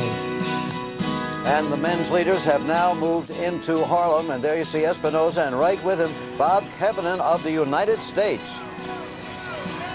Still looking for water, huh? He missed it. There, he's got it now. He got two. He has been trying to get water very hard. It doesn't seem like he has his own preparation anywhere. He's just going for what's out there. But this is a great moment in American marathoning. We haven't had excitement like this. We've had a lot of excitement this year. We've had the winner of the World Championship, of course, with Mark Platjes. And now to have a winner in the New York City Marathon, that would be a great resurgence because it's been stagnant. Of the top 40 marathon times run by Americans, only 5 of those have been run since 1982. So it's been pretty unexciting in a lot of ways. But in the last 5 years, only one American has finished in the top 5 in this race, and that was Ken Martin in 1989.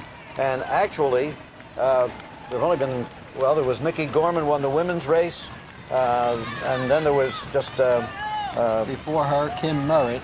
Kim Merritt was the last American-born woman to win this race. In the men's division, it's just been Bill Rogers and Alberto Salazar since 1976. So what an achievement this would be. Already is, I think, for Bob Kevanen. Right there with Espinoza of Mexico. This is Harlem now. And the cheers go on. Somewhere in Harlem, they'll be passing calypso bands and jazz bands and Dixieland. Larry, that's quite a scene right now. Getting very exciting.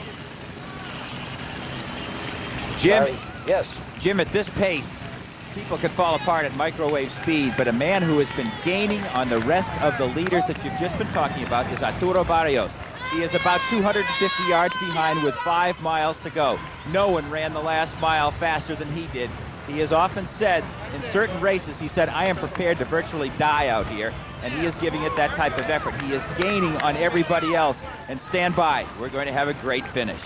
Okay, Arturo Barrios, the former 10,000-meter world record holder. We had a little profile on him earlier, but perhaps you weren't with us. This, he counts as his first marathon. Just to test it, he ran in Boston and finished 5th. Well, that was in 1986. Arturo feels that he could run in the 2:10, 2:08 range. And to put that in perspective, we had a graphic up there that the lead men are now running at projected finish time of 2:10. Well, Bob Kevanen's best time is 2:12, so he's running over his head.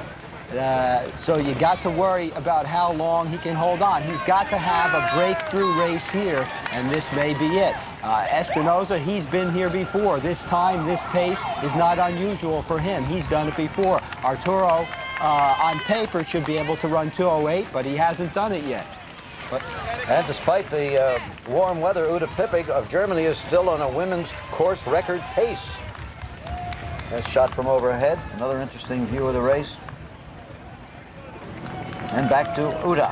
Well, she made no secret that she wanted to run a personal best, and that's what she is doing. She's really controlled this race, except for a few miles there, 5th or 6th mile, when Nadia Prasad got to the front of the pack.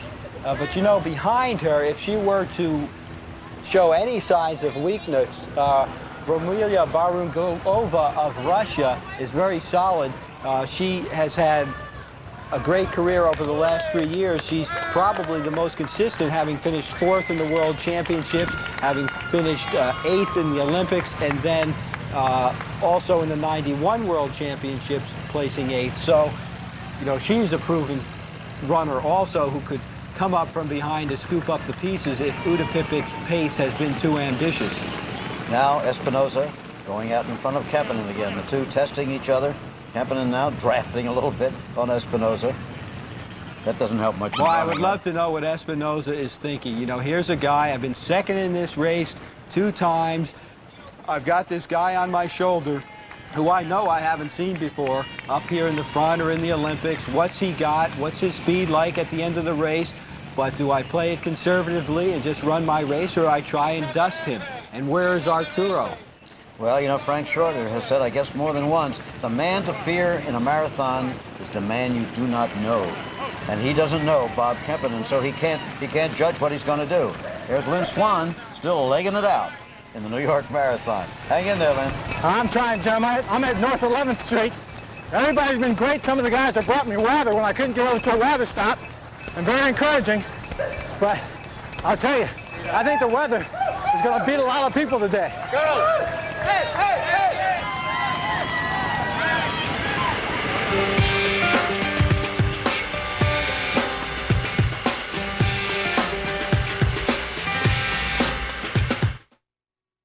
Welcome to Elsie's Market. Lately, we've been steering Elmer towards eating right.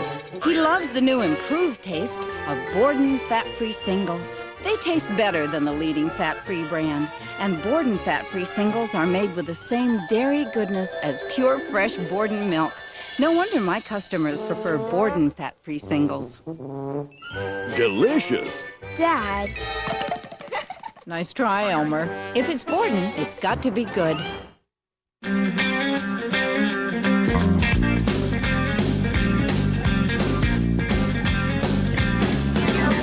Pull down the shades, turn down the lights.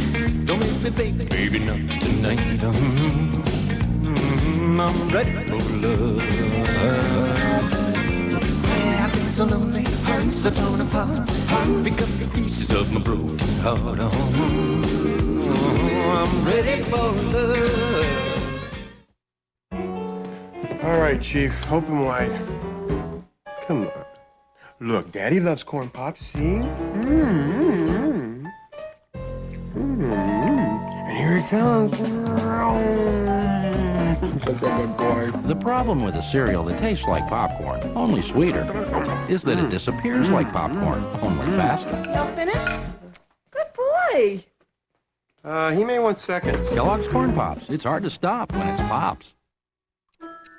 Are your kids wishing for something exciting? Radio Shack has it with action-packed radio-controlled cars. Kids control rough terrain with the Force 1 Rally. The new off-road Tiger lets them handle hills and straightaways. The Scorpion Track Racer's hard to beat, and the Flamethrower is really hot. Now all you have to control is their excitement. For a great selection of this year's hot gifts, check out Radio Shack, your Christmas electronics store. Runners are motivated by many things: their health, the challenge, the thrill.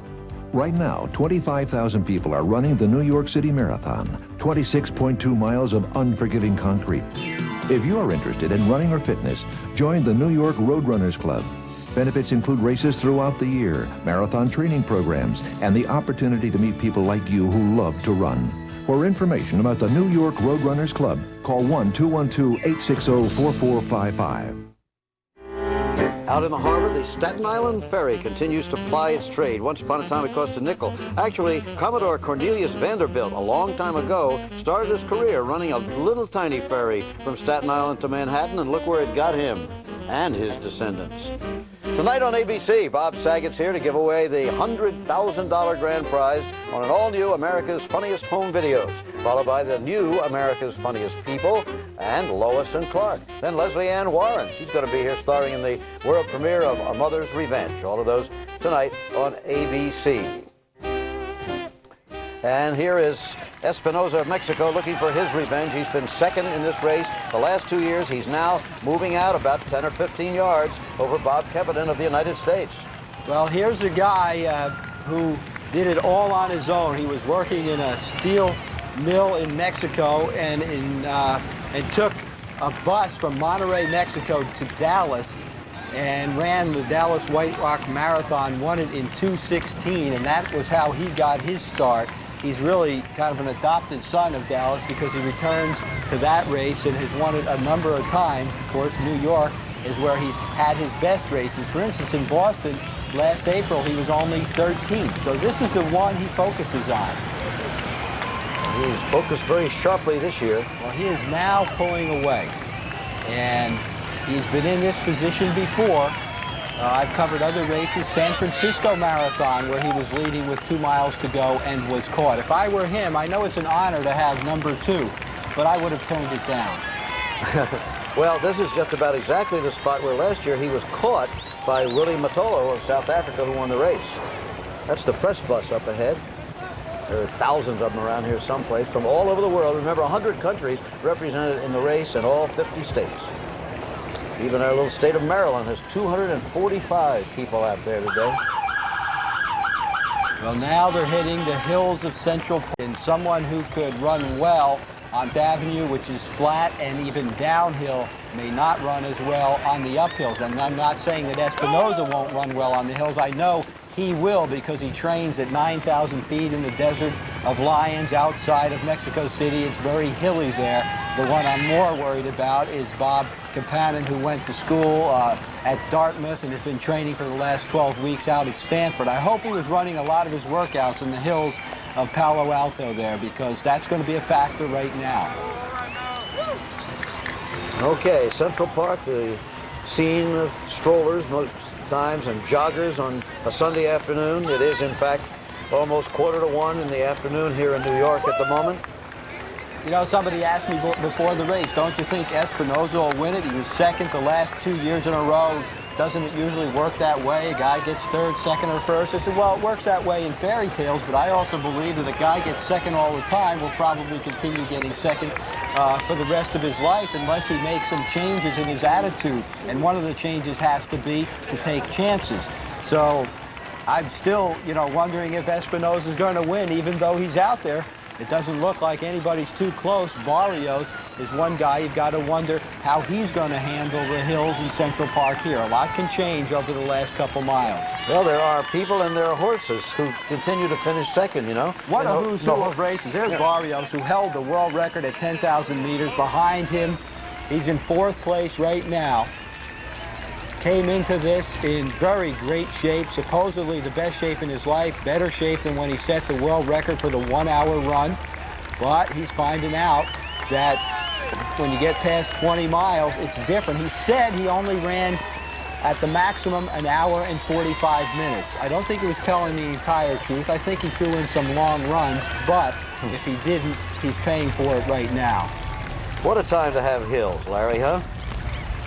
That's what you're beginning to get your tiredness. Larry Rawson. Jim, right now we've had Arturo Barrios pass Moses Tanui. He is now Barrios in 4th place, and directly in front of him you see the laboring figure of the 5'1" Sammy Lele, and Barrios is closing in on him. Teeth gritted, arms clenched, arms pumping hard as he hones in now on 3rd place. We've got a long straightaway to go. When we get around the bend, he's going to look up and see Campen. And he's going to see in front of him Espinoza. The question is, will he run out of road before he gets to them? We've got about 2.5 miles left to go from where we are now. Great race shaping up here in the men's. Sammy Lele obviously laboring. Little fella, 5 feet 1 inch tall. The leader, looking strong, Andres Espinoza of Mexico. Well, that is pretty graphic. When you jump from 3rd and 4th place to 1st place, it does not look like he's going to have any problems, does it? No, not from the contrasting picture to the athlete. You're right. You know, one of the things he's not doing, and I noticed this 3-4 years ago in the San Francisco Marathon, when he is tired, one of his arms starts to flap out, and that's not happening today. There's Barrios passing Sammy Lele. Moving up into 3rd place in the race. Boy, he looks awfully good, doesn't he? He looks strong. He's moving up, but he may have left it too late. It's kind of reminiscent of when Kim Jones lost to Wanda Panfil by 5 seconds. You know, what a shame she didn't start it just a little bit earlier. And we remind you that Uda Pippig is still leading easily in the women's division of the race. Kim Jones has dropped back. Arturo coming into this with impeccable credentials. He's decided that it's time for him to move up to the marathon. He saw his world record in the 10,000 meters, which is 6.2 miles, broken this summer by not one, but two different Kenyans on two different occasions, and he figured it's time to move up to the marathon, and he says, I'm there for good. I'm not just experimenting with this. And you notice, although an American is second, the cheers are still there for the man from Mexico. We say New Yorkers on this one Sunday, at least every year, behave like the greatest sportsmen in the world. They cheer everybody. And they'll be out there tonight in the dark when the back markers are laboring and trying to get in. But this is the man of the moment, Andres Espinoza. The high-rise apartments in New York in the background. A surprising number of leaves still on the trees on November 14th.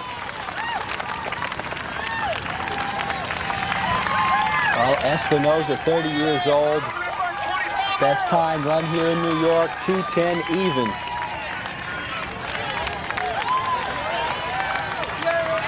Hometown, Querétaro, Mexico.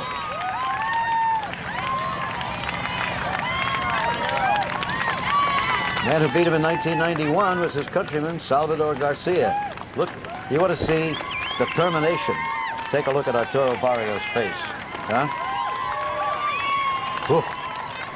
Well, he said he's used to the pain. He's used to the pain for 27 minutes, and he was used to the pain for the hour race. He hung back early, and now he is putting it all on the line. Still a good distance behind Espinoza, his countryman.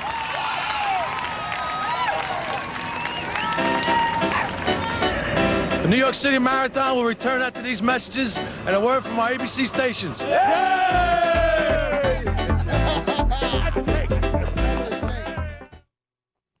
I love you, little Jenny Catherine. I want to tell you something very, very important. Daddy got a raise. That means I can buy you a sandbox, sliding board. What do you think?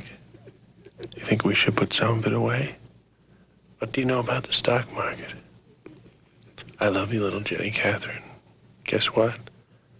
Daddy got a raise.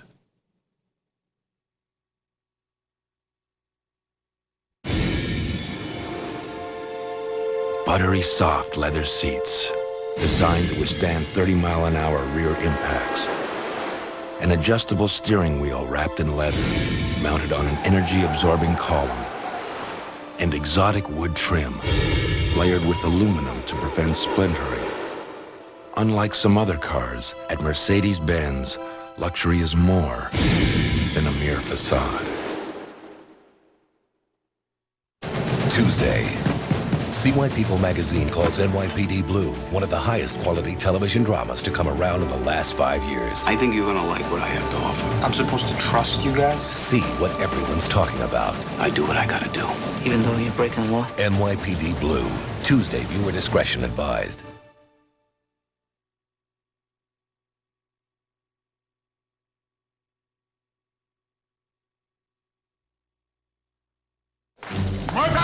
That package you sent to Denver, it never got there. Introducing tracking software from Federal Express. Well, it was picked up at 5:20 last night, and it was delivered at 9:42 a.m. and signed for by Kate Donovan. Shall I call her for you, sir? Never mind. Now you can track packages right from your computer on your desk.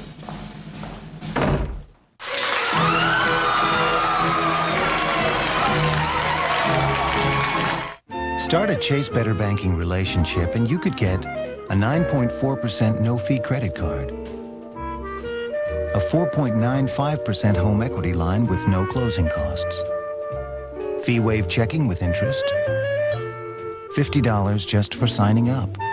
Chase Better Banking. Finally, a bank offering a good enough reason to move. Make a change for the better. Call 1-800-AD-CHASE. Chase Manhattan. Profit from the experience. A number of the top runners competing here today are here thanks to John Hancock Financial Services. As you look at Uta Kipping, the women's leader, John Hancock, a sponsor of the New York City Marathon. By securing the appearance of these athletes over the years, John Hancock has really helped strengthen the elite field, no question about that, as well as the international reputation of this event. Also, our thanks to Advil for their 29 aid stations and 2 field hospitals along the course, staffed by 1,000 medical volunteers, including doctors, nurses, and physical therapists. Advil helps care for today's runners. Altogether, there are 8,000 volunteers out there on the course, including the preparations. There have been 13,000 volunteers, still led by the unbelievable man, Fred Lebo, the heart and soul of this race. Pippi screening just a little bit. Oh, yes, she's dropped off the course record pace. She's now 22 seconds over the course record pace. Still, however, with a 3-minute lead. This, I think, will still be one of her best marathons. The object is to win. Her personal best is 2:26.52 at the Boston Marathon, which is a fairly quick course. So if she equals that time, she can consider the fact that she's run perhaps her best race. Great day for Mexico, though. You notice that Olga Appel of Mexico in the women's division is in the top 3. Espinosa looking a little more strained now. Well, he's starting to use his arms a little bit more, but 4:57's not too bad for that last mile. Behind him by about 55 seconds is Arturo Barrios, and he is closing, but he's running out of time. And in between the two of them, of course, is Bob Kempinen, and the main question is, will he hold on to second place? Second place would be the best American finish since Salazar won it 11 years ago. Down to Larry Rawson now. Jim, who better to possibly win this race today than Andres Espinosa? And the disappointment of taking second, 2 years running, certainly is being overwhelmed today by his piston-like movements out there. He looks terrific up in the lead. Bob Kempinen looks great, too. He's been handicapped a little bit in the last mile and a half by not being able to see Espinosa. There's so many turns in the road here as we begin to exit Central Park. And I have to think of one other thing that might go through his mind as a medical student, where money can come in handy for what you're doing. As a top American finisher, if he wins this race, he makes $120,000. If he takes second, he gets a minimum of 15. Big difference, isn't it? No question about it. Right now, however, I think the object, as with all marathoners, is to finish the race and finish it as well as you can, of course. Actually, second place would be $30,000 because he's American. Any American in the top 5 will have their prize money doubled. This is the first year that happened, and there was a lot of debate about it. What should Americans be treated specially? Well, the theory is that an American winning $10,000 or $20,000 a year in total prize money can't really stay in the sport. That's not enough to live on in this country. But for a Kenyan or a Mexican, if they win $10,000 and go back home, they can live for 10 years. Well, now the leader is on Central Park South. The great hotels on the left, Central Park on the right, and the cheers growing. He's on his way to victory. Go to 6th Avenue, 7th Avenue, over to Columbus Circle, make the right turn into the park, and then it's not very far to the finish line. There's a good look at Central Park South. Police lining both sides. Crowd typically well-behaved. They are every year. You see very few nuts running across or jumping at the athletes or anything like that. Not only the athletes that are here from 100 countries, it's also the spectators. You go in any of the shops, you hear an awful lot of languages this week. There's Bob Kempinen. And he will be able, at this point in the race, to see Espinosa up ahead, but his eyes are downcast. He is not worried about Espinosa. He's worried about himself and perhaps what's going on behind him. Oh boy, you can see it now. With just about 2 minutes left for Espinosa in the race, Bob has to deal with his own problems. Running on something called heart right now. Not much left physically.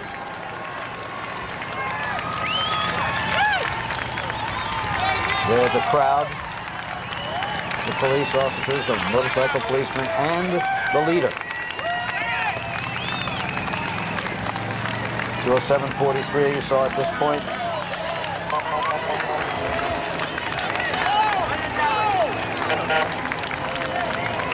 There won't be any record today, not in these temperatures. But for Espinosa, redemption after 2 consecutive second-place finishes. Big crowd at Columbus Circle. Well, there was no question that after 2 second-place finishes, he was really a man possessed about this race. In fact, this year, he wins or will win if he holds up a new Mercedes worth about $42,000. But earlier this year, he took his emblem off of his VW and replaced it with a Mercedes emblem.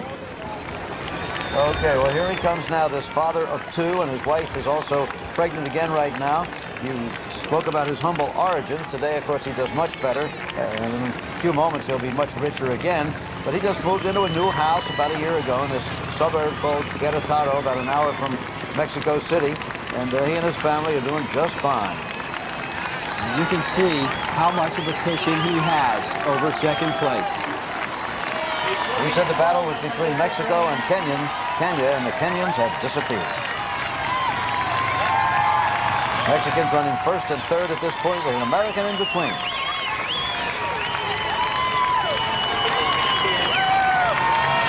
And this is Bob Kincannon. He is coming through Columbus Circle now. So he's about 200 yards behind.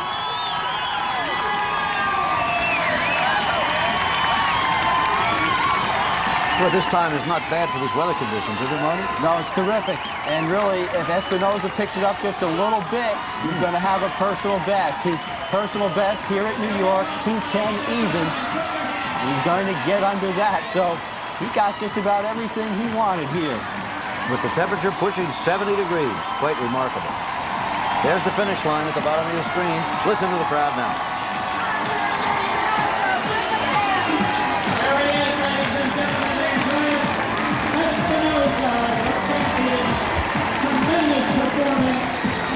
For Andres Espinoza, victory, redemption, 20,000 bucks, and a Mercedes, a real one, not just the emblem.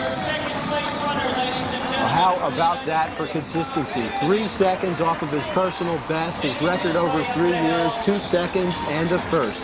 Whatever happened to winners collapsing at the finish line? Now they just walk away and go for the interview. No, the losers collapse over the finish line. Right. Bob, I think, is going to be a hurting dude. His thighs are shot right now.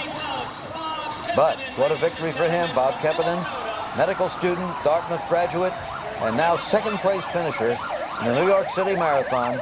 Best American finish in a long, long time. 27 years old,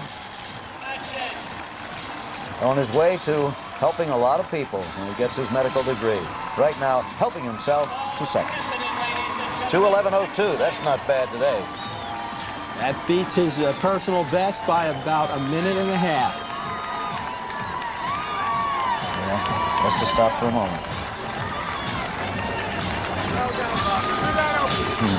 Not quite ready for the interview. Give him time. He's talking.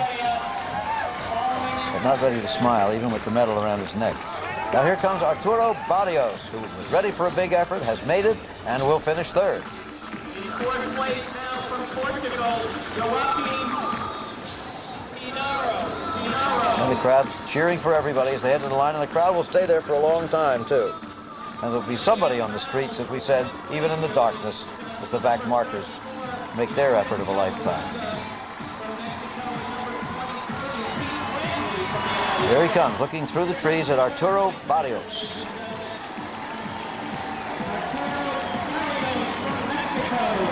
Well, for Mexico, it's first and third. Well, Arturo did improve on his time from Boston by 2 minutes, but that's not what he wanted. He said, if I could run a 2:08 or win the race, I'd rather win the race. 2:12:20 it looked like for him. But it's the first time, in his opinion, he's run an official marathon. It was official in Boston, 7 years ago? But this is the time he trained for months and months and prepared just for this distance. But he's a meticulous man. He's an engineer. I've seen his computers. He's not really thrilled with this result. Women's finish to come, interviews, and there is Uta Pippig on her way to victory in New York.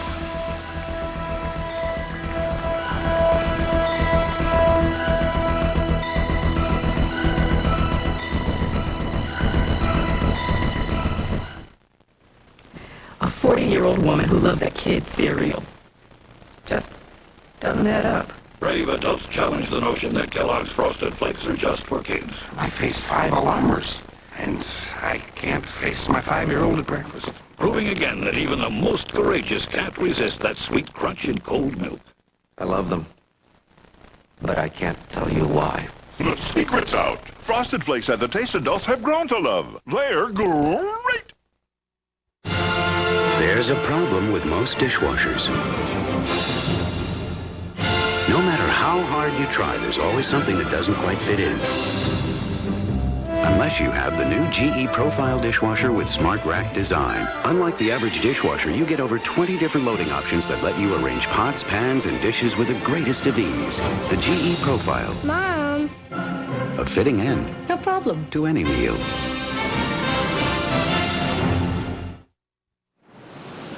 My father grew up in the Depression. I grew up in the 60s. He fought a war and I didn't. All we ever saw in each other were the differences.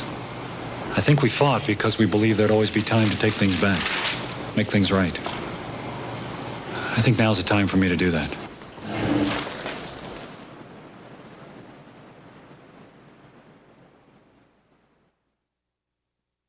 The client everybody's after wants to meet us for dinner. Can you be ready in 10 minutes? Norelco introduces the compact speed racer. Why show up at a 7 p.m. meeting with a 7 a.m. shave? The new Norelco speed racer. Close and comfortable to go. Watch how fast Dristan nasal spray works. What do you smell? I smelled something. I don't know what it was. Use Dristan nasal spray. Now smell. That's an orange. Dristan nasal spray worked fast. Dristan nasal spray. Fast, effective relief.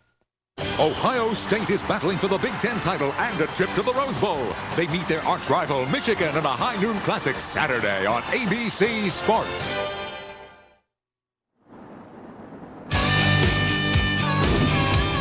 Sunday in New York, where the New York City Marathon continues. Once again, Jim McKay.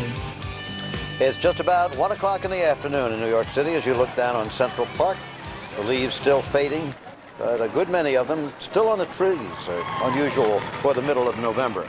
In the race, of course, the men's winner has been determined. Here's Uda Pippig.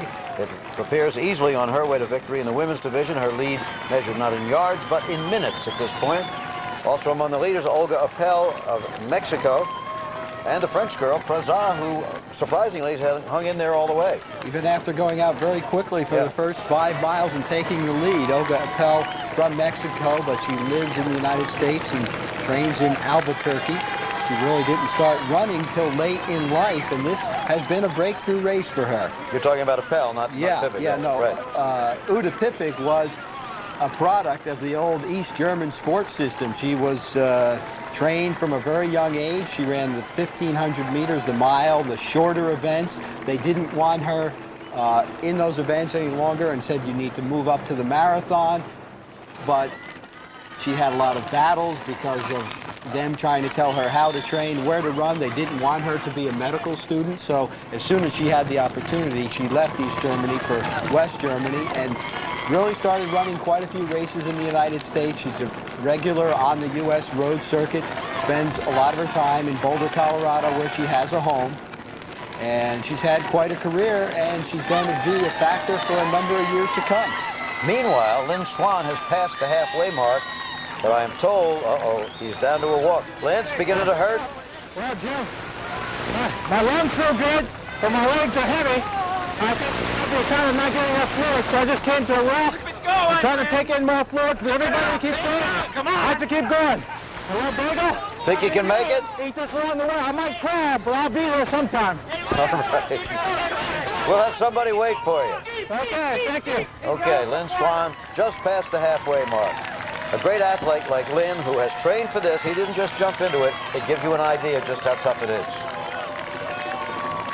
Uda Pippig now with a 3-minute lead over Olga Appel. And I'm really surprised that no one came up from the far back of the pack after they ran those first 8 miles so hard that really Nadia Prasad and Uda, who were the instigators in that fast pace, have been able to hold on. So never say never. Fast pace or no, there she is on this extra warm day on the 14th of November. Let's take a look now at the standings of the men. Here is the winner, Salvador Garcia, followed by Bob Kempinen of Dartmouth and the United States, and Arturo Barrios, another Mexican. Now with the winner, let's go down to Donna de Verona at the finish line. And all of Mexico must be proud. First and third, 3 in the top 10 from Mexico. Andres Espinoza does not speak English, so we have with us Luis Pozo to translate. Andres has come in second 2 times in this New York City Marathon, so we've become very familiar with him. Andres, you must be extremely happy. You've earned this one. Your comments on finally capturing first place in the New York City Marathon. Dice que debe estar muy contento, que te ganaste, está muy bien ganada. ¿Y cuáles son tus comentarios de finalmente, después de quedar 2 veces segundo, ganar aquí? Bueno, yo creo que sí estamos muy contentos y yo creo que primero que nada le damos las gracias a John Hancock, que nos ha ayudado durante nuestra carrera de 3 años que tenemos corriendo. Yo creo que sí estoy muy contento. Says, first of all, I would like to thank John Hancock for all the support they have given me for the last 3 years of my marathon career, and I'm very happy. You trained in the Desert of Lions for altitude, but that does not really help you with the heat conditions, except for when you train in Mexico City, it's pretty warm there. Talk a little bit about how you handled the heat out there. Dice que entrenas en el desierto de los Leones, donde bueno, no hace mucho calor, pero también entrenas en la Ciudad de México, que ese entrenamiento te ha ayudado para correr aquí. ¿Cómo te sentiste con el día caluroso como hoy? Bueno, yo creo que antes que nada nos estuvimos preparando, sabíamos que iba a ser, ya fuera frío o calor, estuvimos cubriendo todo lo que nos ha pasado en algunos otros maratones y decidimos venir muy bien preparados. Says I was well prepared for the heat or the cold, and we were looking at bad experiences before in other marathons, so we were prepared for anything. Congratulations, con mucho gusto. Back to you, Jim. Another look at the final results. Correctly this time on top is Espinoza, who, by the way, we're told now with the bonus money that he gets, will get a total of $40,000 and the Mercedes. Followed by Bob Kempton of the United States, who also will do well, and Barrios, the other Mexican. Here's Uda Pippig being cheered on to victory by the people of New York and visitors. Well, Uda was looking forward to this race. You know, the World Championships on the track were held in West Germany. And preparing for that and racing in that was a very tough experience for her. She wanted to do very well. There was a lot of pressure, but she didn't finish in the top 8 in the 10,000 meters. And that was very hard for her. She really looked forward to coming to the New York City Marathon, where she had been before, where she knew the crowds were great the entire way, and there wasn't as much pressure on her. She was just ebullient at the press conference before the race, looking forward to it. You know, a lot of people, like Lynn Swan, have doubts. What can I do? What's out there? Fear of the unknown. But she didn't. She said, I'd like to break the course record. I think I can win, and I'm going to enjoy this race. Well, we had microphone trouble with Patty Sue Plummer. That's why we haven't heard from her for a long time. But let's get her comments. Patty Sue, what did you miss? What did we miss? What would we have heard from you? Well, one thing I noticed very early on that Uda was very, very confident well into the race. There was one point when Marty thought that she looked a little tired, that she was looking back. But just before that point, we had gone through the 12-mile mark. She had saw the time, and she winked at me very happily, and I knew that she had the race under control very early on. Did you have a good time out there, despite the fact you didn't get on? Well, the best part about the race was coming over to the studio. I got a police escort through the center of Manhattan. Aren't they fun? That was a thrill of my life. So almost worth losing the antenna. Not quite, though. I'd rather have seen this. I'm a big fan of police escorts. So is my grandson, James. He got in one. Okay. The race goes on, as it will for a long time. As you look down Central Park South still, and get a little distorted view of Uda Pippig at the moment. She didn't actually stop there for an instant. You get those troubles when you're trying to cover things. Imagine through 26 miles of the streets of New York with the electronic interference, the electrical interference, the buildings, any problem you could have technically, you have trying to cover this race. But our guys do an excellent job of it. Estimated finish in 2:26, not bad at all. Well, you know, Uda Pippig is only 26 years old, and there haven't been very many women to win this race under the age of 30 since Greta Weitz and Liz McColgan did it a couple of years ago. But most of the time, it's someone who's over 30 years old.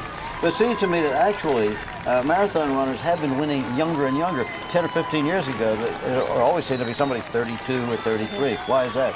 Well, I think you see both ends of the spectrums, right? Right now, the Chinese women are running great marathons and they're 19 years old, but you also have great runners, especially on the women's side, running the best times at 37 and 38. I also think most people don't choose to run marathons. They try the shorter distances first and slowly move up to the marathon. And also, I think once you run the marathon and once you set that as the distance you're going to concentrate on, it's very hard to move back down. So you're making a bit of a commitment when you decide to be a marathon runner versus a 10K runner, 5K runner who happens to run a marathon every now and then. But frankly, does the money have something to do with it? There didn't used to be a dime in this sport. Well, I think the money is important, but I think it's more important for different people for different reasons. I think the comment that Marty made earlier was very important. We choose the races because of money, but how it affects you, it doesn't affect you when you're in the race. Oh, sure. But you know, as a marathoner, although you're talking about huge amounts of money in the New York Marathon for the top people in this race, you can only do a few of these a year. And if you have a bad day, there goes your paycheck for the next 3, 4, 5 months. Right, but this race in particular makes millionaires of people. Liz McColgan, after winning New York City, signed a 3-year deal with the London Marathon, so she did not come back. Last year's winners in both the men's and women's race are not back. They've been drawn away by the Japanese with appearance fees, not prize money, but appearance fees approaching $200,000. So once you win this race, you go around the world and made your name and live off of it. Literally millionaires, huh? Oh yeah, yeah. And then Uda in West Germany, she'll have more endorsements than OJ ever dreamt of. Really? Well, I mean, if you talk to some of the Russian athletes or the former Russian athletes, they are talking. That's one reason why they came here. They wanted to come here for the money, and for some of them, even 4, 5, 6 deep in the race, the money in dollar terms to them is so great that it's worth coming here because of the depth of the money, how far the money goes down. Well, now Uda Pippin can begin to enjoy it, I think, because the crowds on either side, all of them cheering just for her, nobody even close to her in this competition as she nears the finish line, and the PA announcer whipping up the crowd. Great moment in anybody's life to win the New York City Marathon, no matter what you've done before. Listen.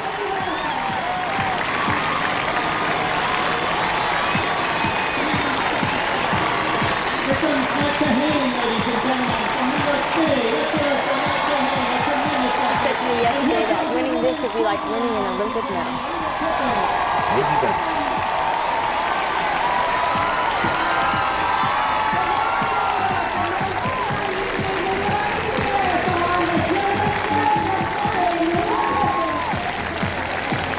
Germany, ladies and gentlemen, there she is. It is 2:26:23. It looked like. Blowing kisses, and once again, she doesn't look exhausted at all. There's David Dinkins, still the mayor of New York. Not for very long. He lost the election, but he still is, as of this day, the New York City Marathon. Little joy there, huh? Unofficially 2:26:23. Well, she has a personal best by just about 30 seconds on a hot day. So is this the woman who could eventually, she's only 26 years old, eventually run under 2:20 for the marathon? You know, the difference in the face is interesting. Out there, the face is under strain, and you see concentration. Here you see a very pretty face. She's happy now. She's done it. Come on, ladies and gentlemen. Donna DeBartolo is with Bob Kempinen, the American who finished second here. Donna? And Bob Kempinen just gave us the best performance by an American male since 1989 when Ken Martin came in second place. Bob, let's talk a little bit about the heat out there. You really didn't make contact to the 16-mile mark, and it seemed like your strategy worked. What about the heat? To be honest, I didn't really feel particularly hot.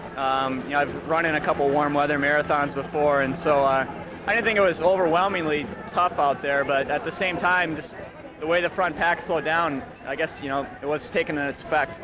What kind of statement does your performance make for men in American marathoning?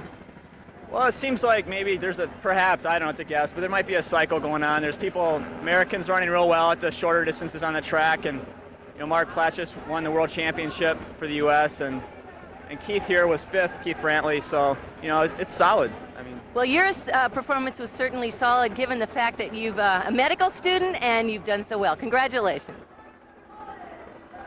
And now here is Olga Appel, another Mexican, finishing second in the New York City Marathon. Olga, at the age of 30, from Durango, Mexico. She also trains in Albuquerque, as Marty said. Relative newcomer to the marathon. She has had her breakthrough today. She ran her first marathon in 1990. After having a baby. After having a baby. That's right. She started training to get in shape after gaining weight from her baby. 2:28.55. It looks like her personal record was 2:30.22, so that's quite an improvement.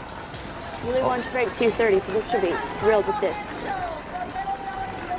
Okay, sunglasses and all, she's made it through the marathon. The presentation when we return, so stay with us. You've been with us since 10:30 Eastern Time. It's only 1:15. Stick around. Every time Mercedes-Benz introduces a new car, other car companies rush to follow. And when Mercedes-Benz introduces a whole class of new cars, others scramble to catch up. Now Mercedes-Benz is introducing the new E-Class, featuring the powerful E420 V8. Other car companies may find this one even harder to follow. Hurry, girls, before Daddy gets up. Ooh, pretty. Now, no more. These are Daddy's corn pops. Oh, look, Daddy's bowl is too full. The problem with a cereal that tastes like popcorn, only sweeter, is that it disappears like popcorn, only faster. Mommy, that's Daddy's. We share. Hi, girls. Happy birthday. Thanks, guys. Now, let's all go make him breakfast. Kellogg's Corn Pops. It's hard to stop when it's Pops. You are witnessing the creation of a new cold medicine with 2 medicines for cough and chest congestion, 60 milligrams of the leading non-drowsy decongestant for stuffy nose, and for fever and sore throat, 500 milligrams of the leading pain reliever. Introducing Sudafed Cold and Cough Liquid Caps. Not even a prescription medicine can give you more kinds of non-drowsy cold symptom relief. New Sudafed Cold and Cough Liquid Caps. There are times you can feel your body heat rising. Fortunately, there's Degree Antiperspirant. It's body heat activated. Every time your body heat rises, Degree releases extra protection. Great, you made it. Degree, your body heat turns it on. The legendary Colonel's Rotisserie Gold, just $6.99. Deeply marinated, slowly roasted. A whole Colonel's Rotisserie Gold chicken, only $6.99. And only at KFC. We do chicken right.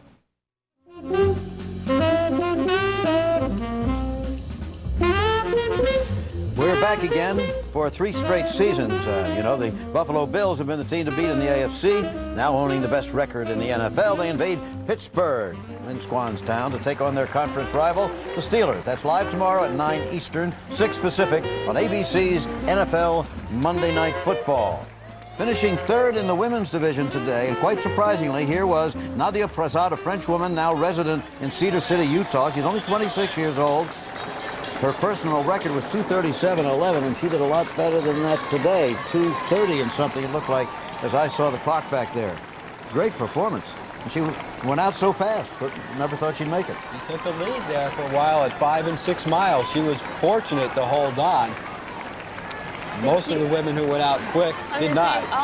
The huge pack that I left about the halfway point have disappeared. I don't know what happened to them. I'll be surprised to see if they even finished because they were running backwards at about 14 miles, many of them.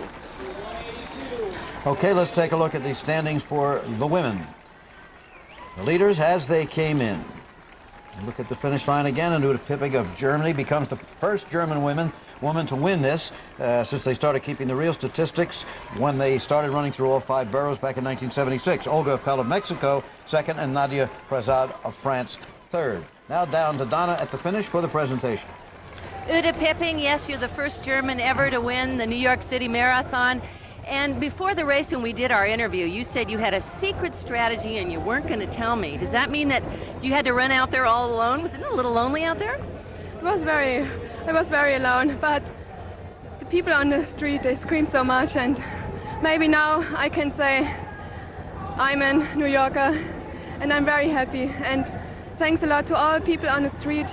They did a great job, and my secret was to go out fast, and that's it. That was it. How's your sciatica? When you came in, you were limping a little bit.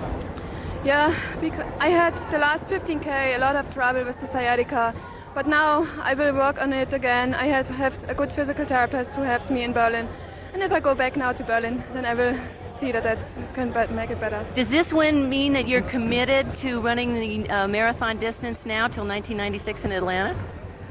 It could be. It's a good question. I will think about it. All right, now let's get to what we're all here for, the presentation. I'd like to introduce Jack McDonough, Vice President of Mercedes-Benz North America, to give out the cars. Thanks, Donna. Congratulations, Uta, on winning the women's division of the New York Marathon. On behalf of Mercedes-Benz of North America, it's my pleasure to present you with the keys to your new E320 sedan. That's good. I like it. I will go to Germany and will drive in Mercedes. And now for the men's winner. Andreas, congratulations on your outstanding victory today. You certainly earned your Mercedes-Benz. Thank you. Well, congratulations to both of you. Fabulous races, one of the most competitive men's races in history. Next year will be the 25th anniversary of the New York City Marathon. And this race, of course, is devoted to Sloan Kettering's fundraising for research with children with cancer. And Uta, I know that you want to be a doctor and study medicine and work with children. So congratulations to you all. Now back to you, Jim. A medical student to win the women's division and one to finish second in the men's. We'll be back. $5,000 for the baby. I'm embarrassed to take this. You could do something with it. Like what? Go on a cruise. If your mother and I want to do that, we'll do that. I can't pay this back. Pay it back by doing the same thing for your grandchild.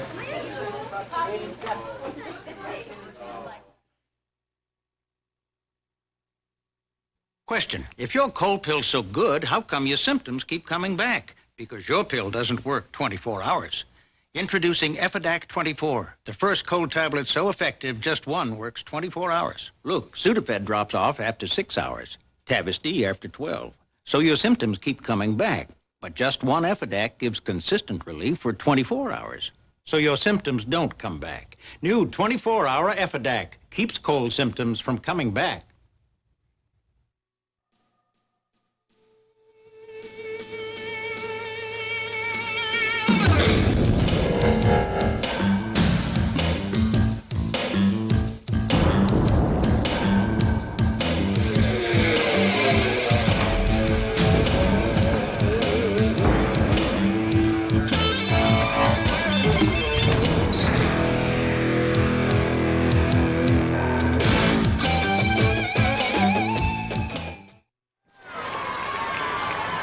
Well, there you see what's going to be happening for many hours. You see the hordes of people still running, walking, straining their way through the streets of New York. They want to finish the New York City Marathon. Again, the men's results, Espinoza of Mexico, Kempinen of the United States, and a big congratulations to both of them. And, of course, also to Arturo Barrios, the Mexican who finished third. In the women's division, another medical student, Kempinen was one, and Uta Pippig is another. From Germany, first German to win here. Olga Appel from Mexico, and Prizad from France. So, Marty, what's your comment? Well, I think we saw a great example of the level of human ability today. We saw people running their best times despite some very hot and humid conditions. We saw some of the best runners, particularly in the men's race, who had tremendous potential, lose to a man who had a lot of experience in the marathon.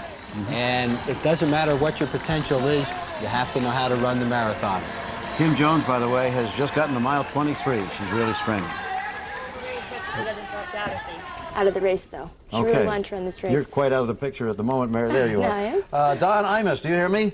Ken. Final comment on the race from you. Well, I think the fact that we had two Americans finish in the top five when everybody was wondering what happened to the Americans, I think that probably bodes well. And the fact is, Marty just pointed out that these best times were run on a day when a lot of people didn't think they would be. So, plus it's been just a lot of fun. Okay, and tomorrow morning, early on, it'll be Imus in the morning. Thanks, Jim. Okay, nice to be with you. Nice to have you on ABC Sports Television. No, you're welcome.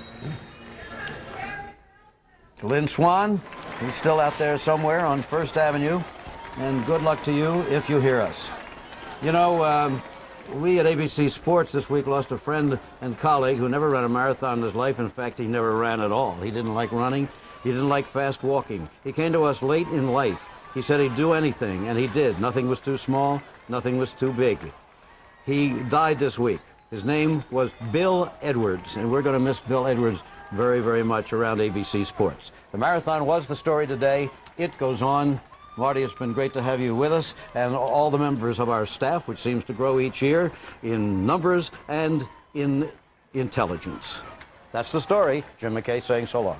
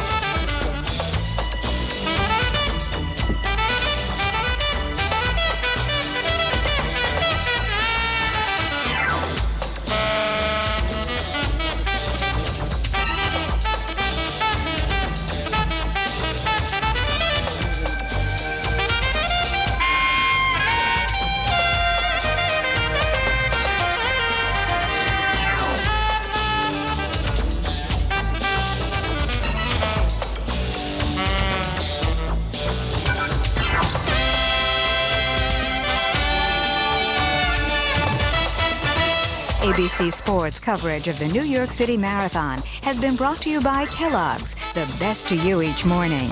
By Mercedes-Benz, automotive sponsor of the New York City Marathon. By John Hancock Financial Services, proud sponsor of the 1993 New York City Marathon. And by Effidac 24, the first cold tablet for consistent 24-hour cold relief. Later today, ABC Sports returns with a one-of-a-kind golf event. 10 of the PGA's best go shot for shot in a special 9-hole showdown. From Hawaii, it's the Merrill Lynch Shootout Championship. Now stay tuned for This Week with David Brinkley over many of these ABC stations. This has been a presentation of ABC Sports.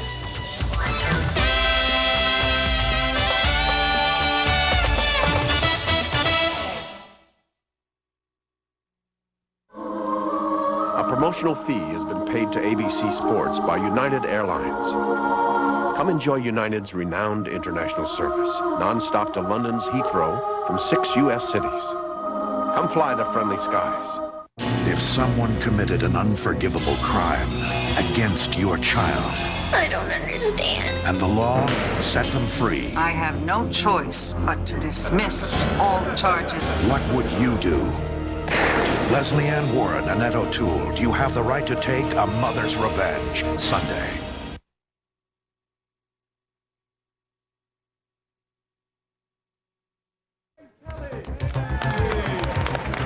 They traveled 26 miles, 385 yards to get to the finish line. Finish line 1993, and now Mayor David Dinkins is ready to give the presentation to Andreas Espinosa and Udo Pippig, the respective winners of this, the New York City Marathon, the 24th annual. Espinosa, 2:10:04, hailing from Mexico. Udo Pippig from Germany in 2:26:24. As they celebrate winners, victors of this, the New York City Marathon. Stay tuned for Finish Line 93 coming up next. Borough President of Manhattan. He and Fred DeVoe. I know. Say we didn't get the package. Martha! Tom, did you get our package? Gee, it never got here. Really? Introducing tracking software from Federal Express. It was delivered to your place at 9:22 a.m. Ah! Probably stuck in the mailroom. No, it was signed for by your partner, Brian. Now you can track packages right from your computer on your desk. Brian, are you there? Oh, that package, Martha! We could negotiate a deal at this. In a world that's moving very fast, we can find balance in our days and in our diets with foods like Dannon yogurt that put back what the world takes out of us. Dannon yogurt, deliciously creamy, nutrient-dense, which means in very few calories we get a lot of nutrition. Calcium, potassium, real yogurt cultures, and the sense that there's a place in each day where we can find balance. Dannon yogurt, a very healthy habit for life. You know, a couple of free throws here and there, and last year could have been a lot different. That's why preseason makes sense. We're gonna work harder and we're gonna get it done. At Nobody Beats the Wiz, preseason means save money. Shop now and you'll find unbelievable savings in every department in every Nobody Beats the Wiz store. You are gonna beat the Bulls this year, aren't you, Dad? Heck yeah.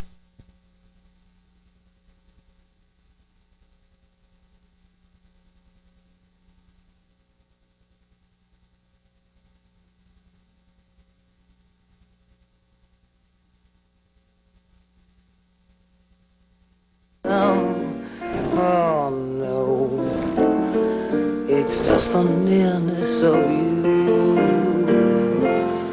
When I'm in your arms, you're so close to me.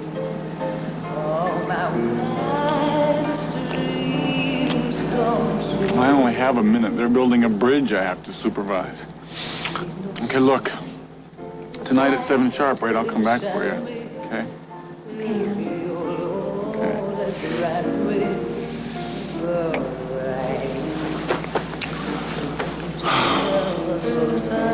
Oh, you have to perform. The finale. Right. Okay. Bye. Bye, honey. One more thing.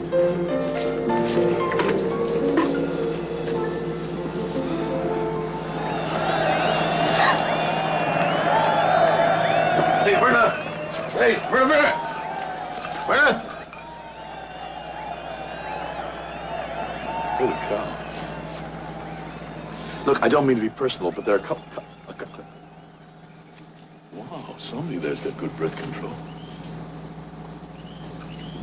Okay, we got a finale to play.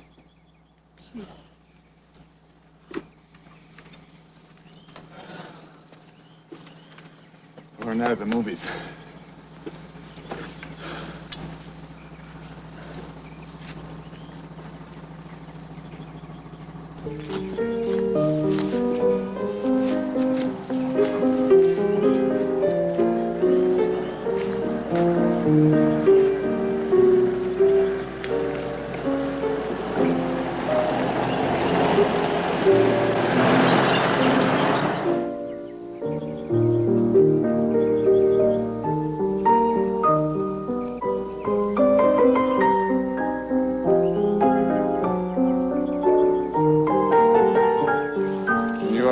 What's your name?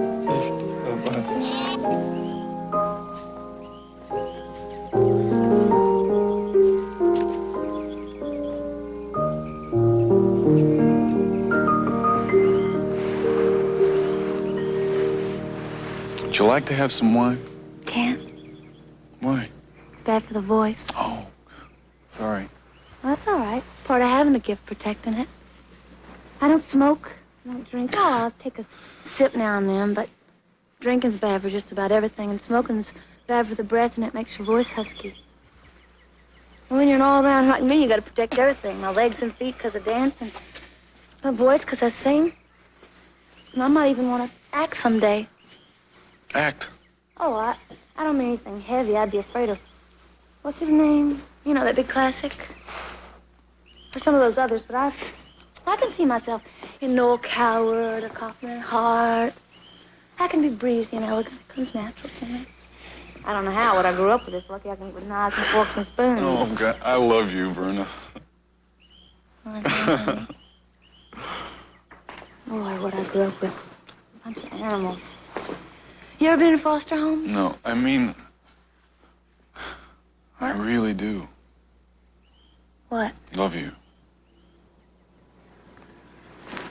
Well, foster homes are rotten. You promise to raise any kids, you father. Promise. I hope you have something to say about that. No. I mean, they didn't beat me or anything like that. Back in those English authors' books, you know, with Twist in the title, is it? Olive Twist? Oliver Twist? No, I think it's Olive Twist. I mean, it wasn't like that. It was just real grubby and nobody to hold on to. That was the worst part. You reach out and there's nobody there.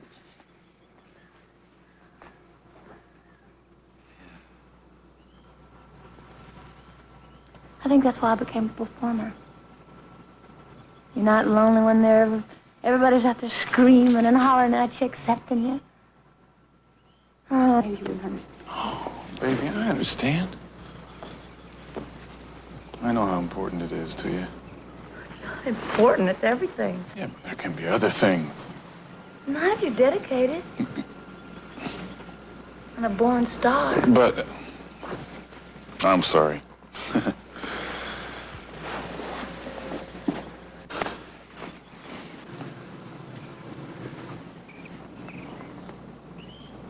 Are you a happy kid? As usual, you know, that's all.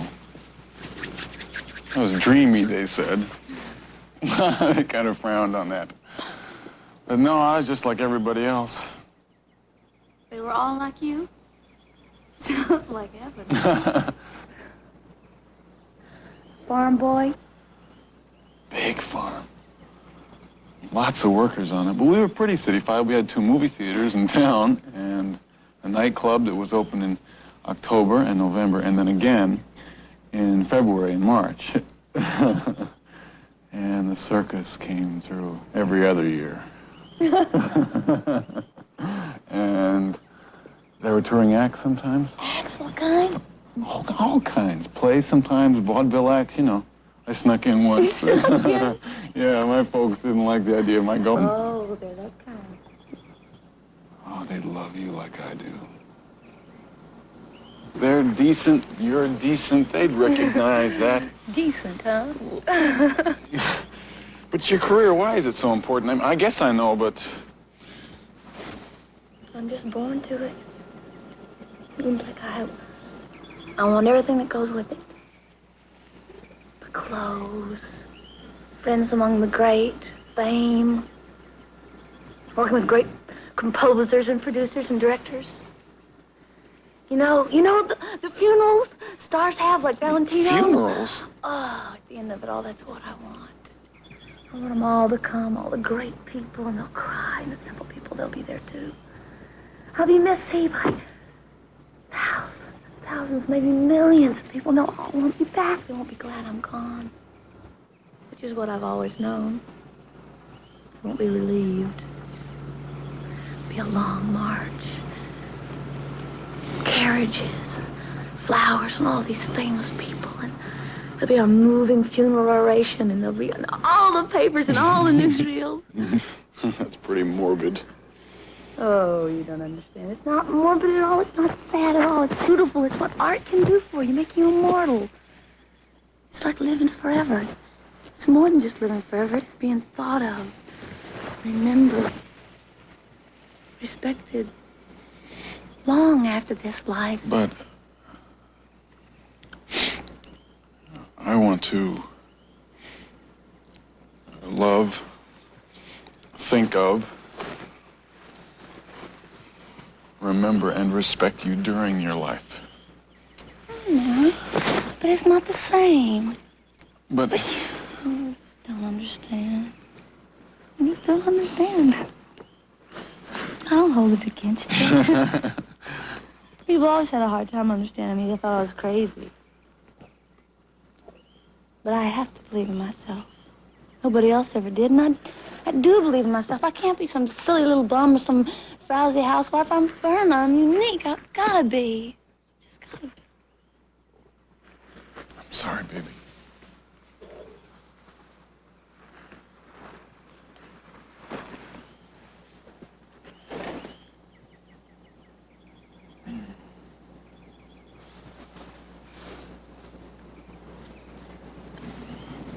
You see, I want to spend my life like this, holding you, just holding you.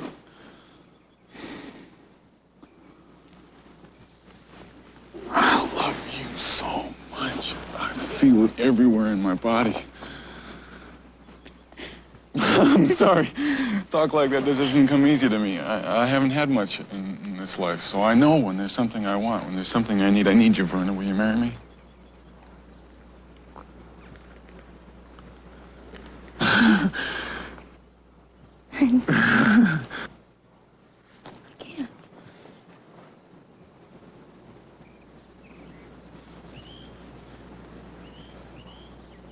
Why? I count on my career. But you can have a career. I won't stop you. People with careers aren't married. It doesn't make any sense. You can go on the stage. I won't stand in your way. Plenty of actresses marry. But it doesn't last. They all divorce. I wouldn't want to divorce. I wouldn't want to divorce you ever. No, Walter. Just won't mix. What you think of as marriage and a career?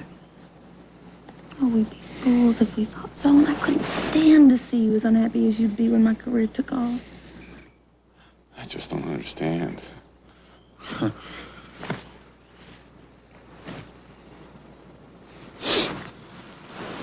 No, I guess you don't.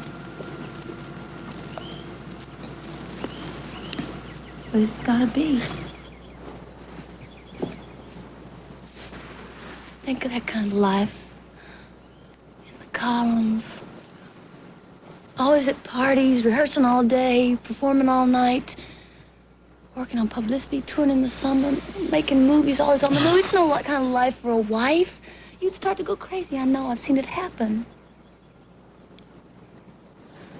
And it'd be that much harder because we loved each other.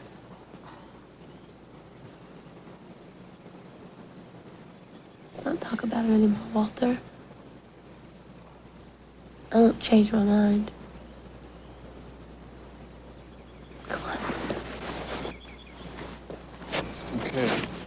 Okay. But you remember that I love you. And you always remember that I love you.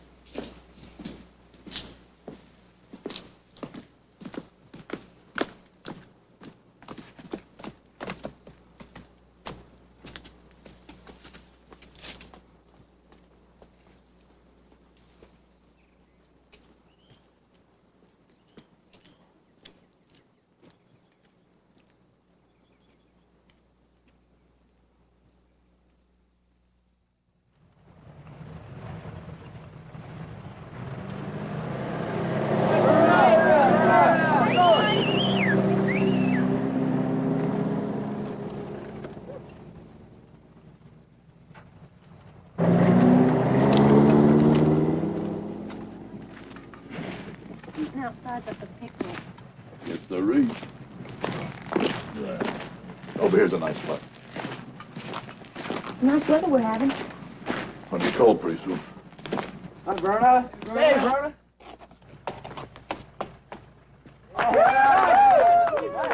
Keep it moving. Come on. Sorry, ma'am. This is the life. There's a chill kind of creeps up on you. I don't feel it. You know, this food ain't bad. It's awful, and you know it. Yeah. It's like my mom's cooking. Oh, come on. Eddie. Why do you think I ran the show business for? Get away from my mom's cooking. You're happy with this guy, huh? You even look better.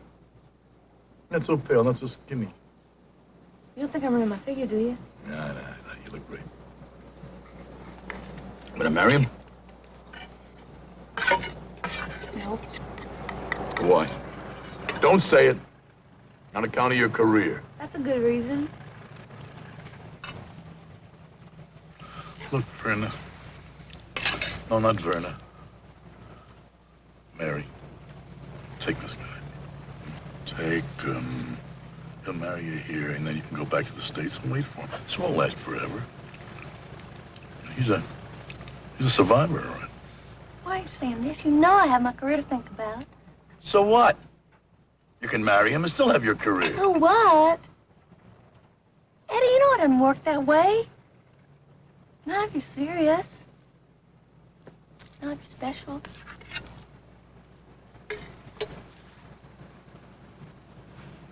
You're not special, Verna. I'm sorry. I'm sorry, Verna. You don't have it. You just don't. You're not even second rate. How do you know? Because I'm second rate.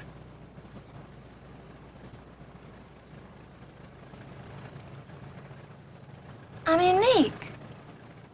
You're not unique. You're not special. Look, when we start out, we all think that we're special. There comes that day when you look in the mirror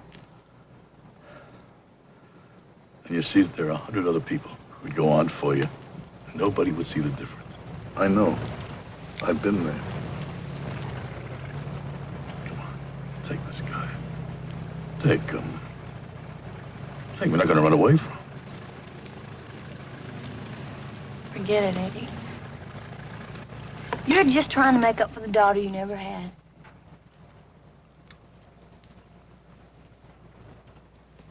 I know what I was born for. And that's that. You're going to just walk away from him? We leave tomorrow. I know. I'm seeing him tonight for goodbyes. And I already told him. He knows. And you're right about him. He's a survivor. He'll get over me. Oh, yeah, he's a survivor, all right.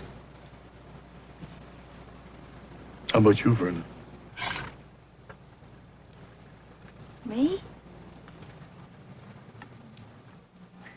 I can get through anything.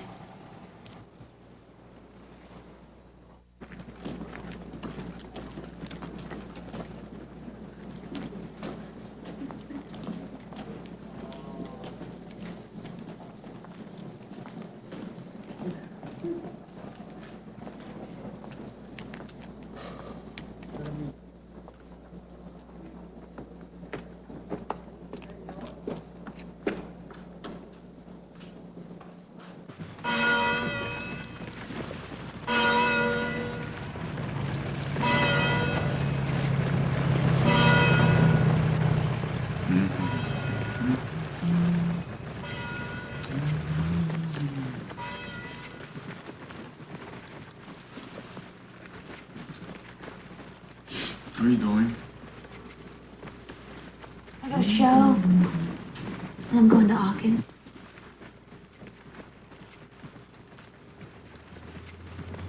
Aachen? Please don't say it, Walter. Don't make it worse. It's bad enough.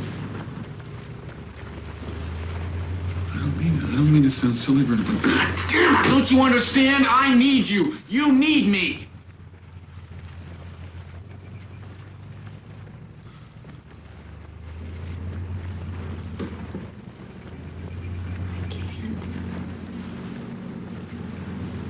I just can't. I love you.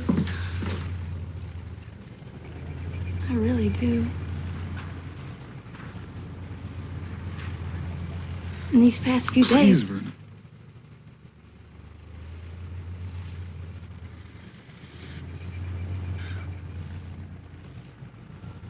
Okay.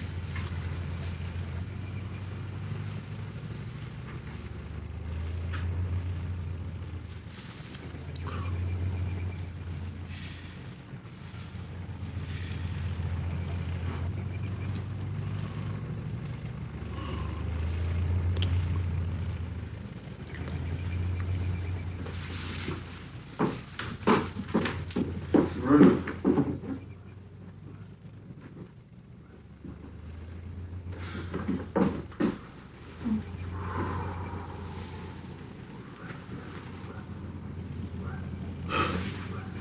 If you ever need me for anything, remember I'll be here. For anything at all. I'll remember.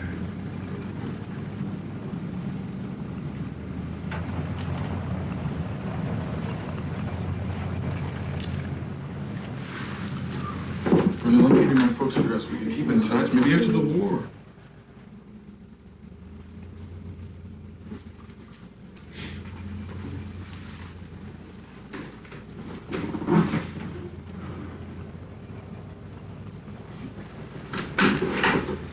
Brenna.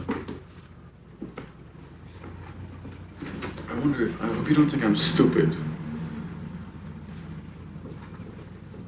I wonder if you'd leave me with something. Would you? Would you? I mean, just do a little bit of your act for me.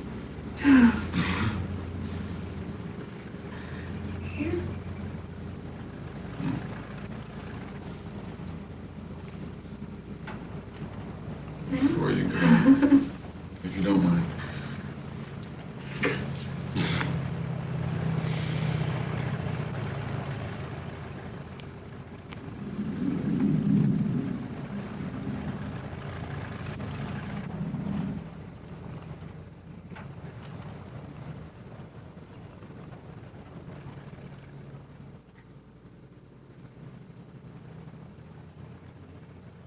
All right.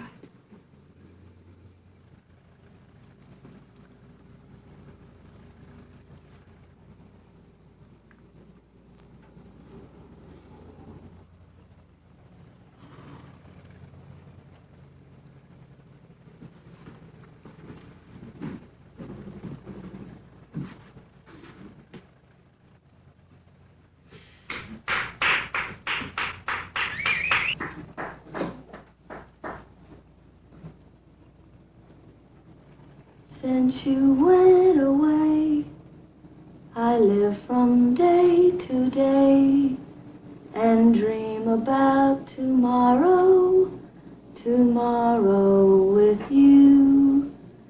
Since you said goodbye, the hours that once would fly go creeping by my pillow, and night is never through. But if tomorrow should be sad or never come at all, those precious thrilling days that we had will still be mine to recall. Since you went away, I live from day to day and dream about tomorrow, tomorrow with you.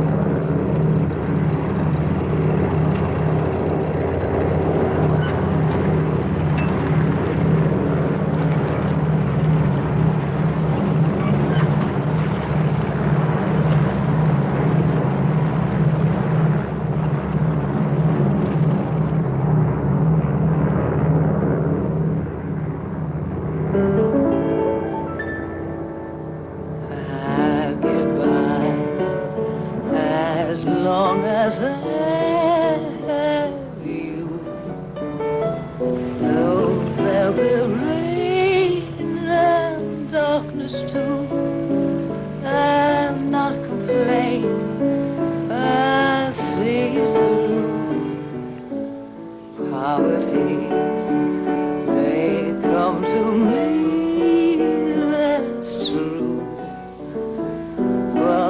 what care I say? I'll get by as long as I love you.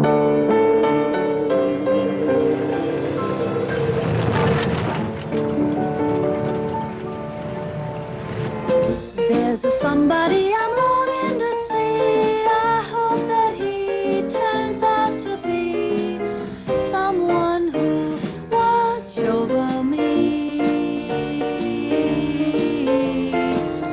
I'm a little lamb who's lost in the wood. I know I could always be good to one who'll watch over me. Although he may not be the man some girls think of as handsome, to my heart he carries the key.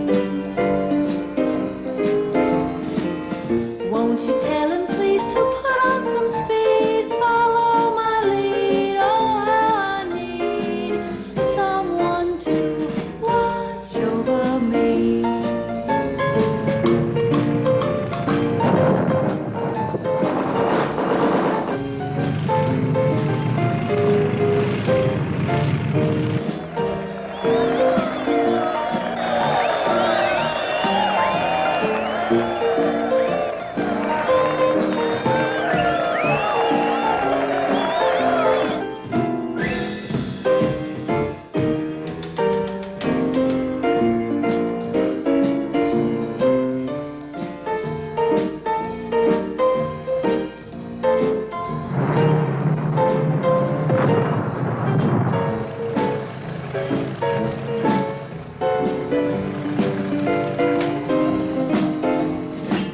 Won't you tell him please to put on some speed, follow my lead? Oh, how I need someone to watch over me.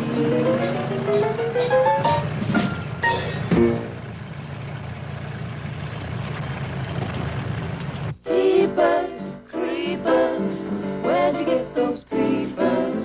Jeepers, creepers, where'd you get those eyes? Gosh, oh, get up, where'd you get so lit up? Gosh, oh, get up, how'd they get that size? Golly gee, when you turn those heaters on. Woe is me, gotta put my cheaters on. Anyway, the first time I got here, I asked this kid, I said, "Hey, kid, what were you in civilian life?" He says, "Happy." I was drafted. I like the Army. I mean, where else can you fall in bed and sleep until 4 o'clock in the morning?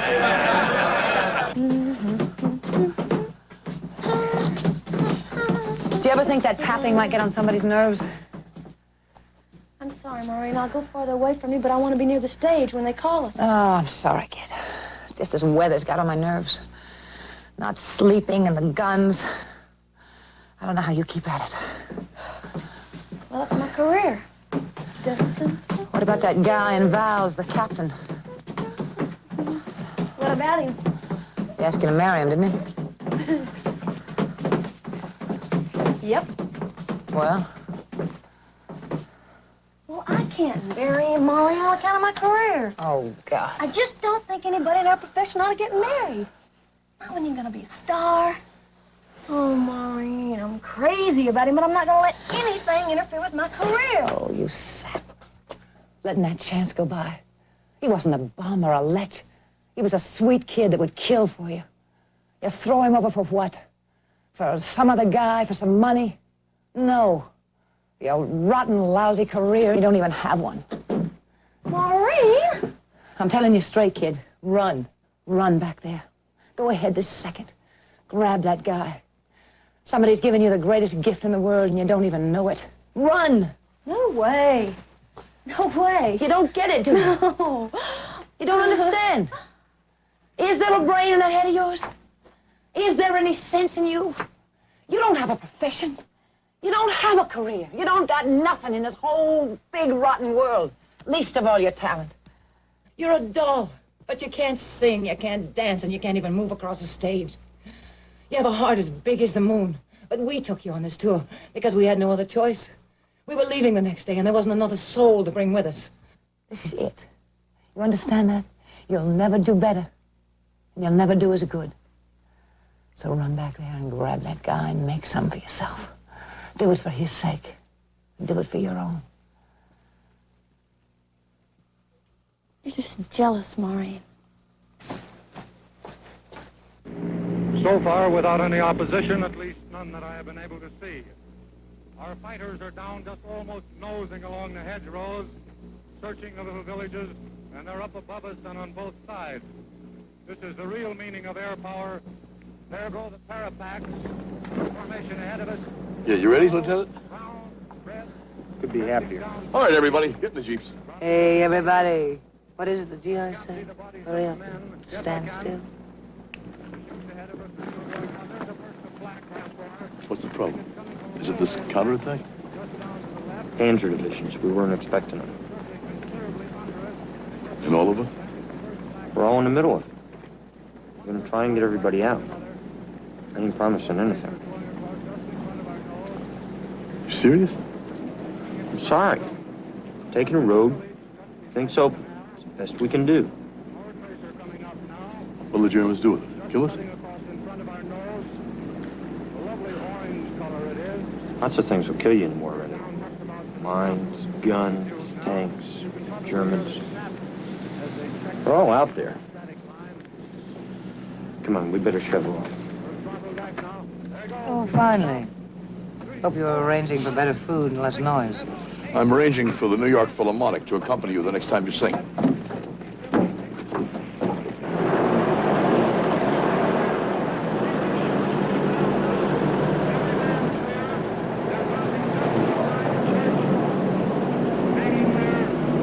Very gracefully, seem to be completely relaxed, like nothing so much as khaki dolls hanging beneath a green lamp.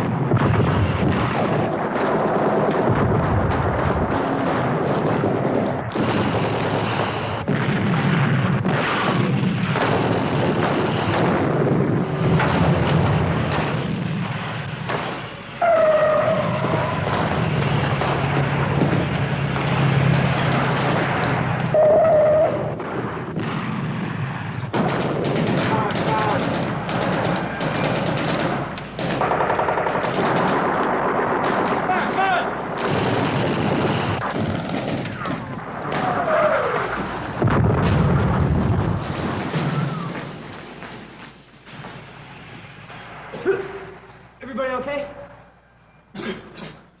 How long are we gonna have to stay here? Look, Eddie. Think of it this way. Damn lucky to be here.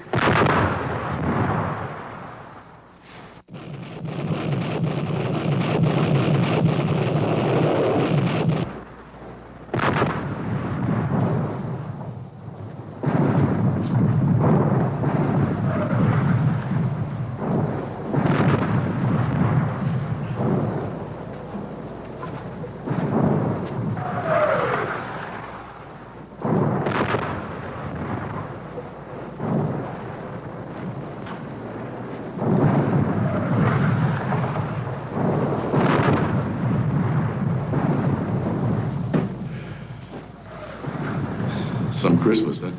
Yeah. Today or tomorrow. I thought it was yesterday. Yeah, I think it's tomorrow.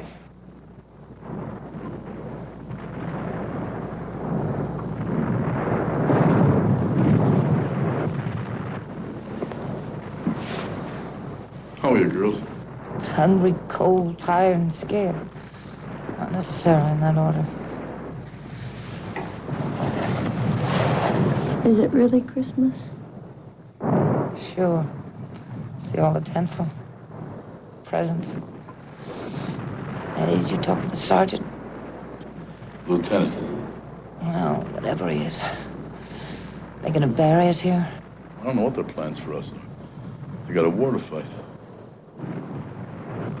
The Germans kill USO people? Hey, Maureen. I'm worried about that. I mean, you think they'll really think we're performers? We're all so lousy.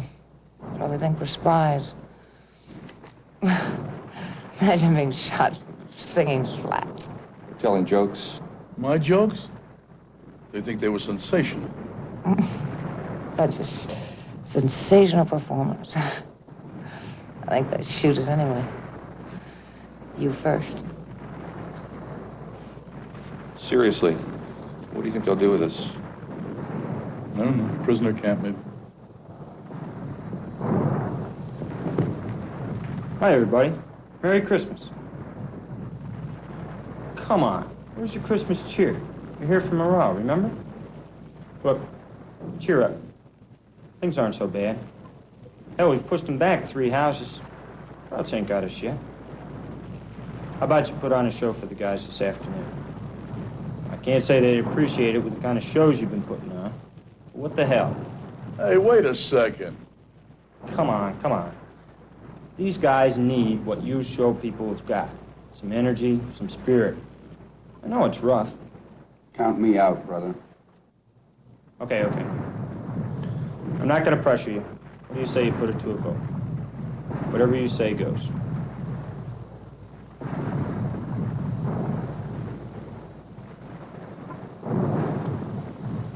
All right, we'll take a vote and stick by it.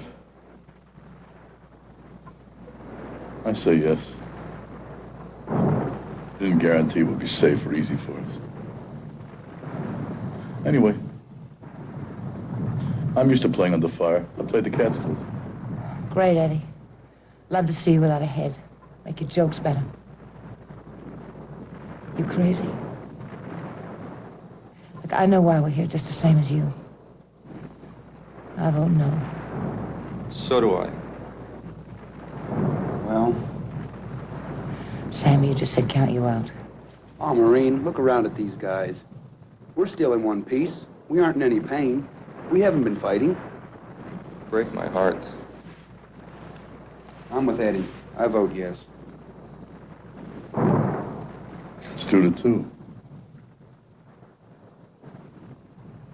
Verna? Eddie, leave Vern out of this. No, let Verna speak. Verna? The lieutenant wants us to put a show on this afternoon, and we're taking a vote on it. What about you, kid? How about a little bit of that old song and danceroo, huh?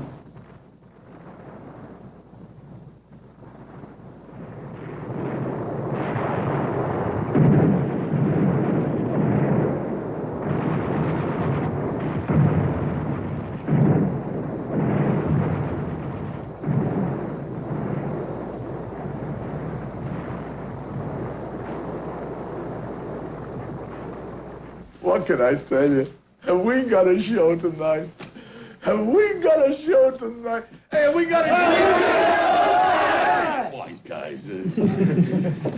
Hey, fellas, did you hear about the karate expert who was drafted? First time he saluted, he knocked his brains out. Christmas, fellas. It's Christmas. Typical American Christmas. The tree comes from Aachen. The ornaments come from Aachen. The lights come from Aachen. But the idea still comes from Bethlehem. Anyway, here she is, our star tonight, straight from her sensational performance at the Star Club in New York, Miss Verna Vane!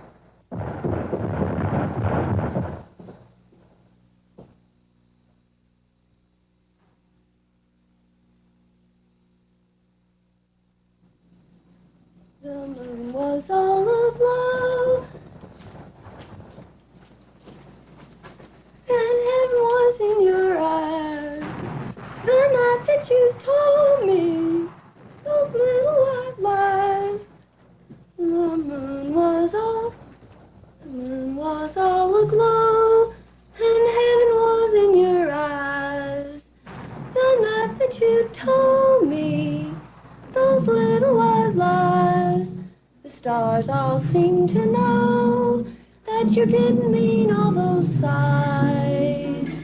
The night that you told me those little white lies, I try, but there's no forgetting. When evening appears, I sigh, but there's no regretting. In spite of my tears, the devil was in your heart, but heaven was in your eyes. The night that you told me those little white lies.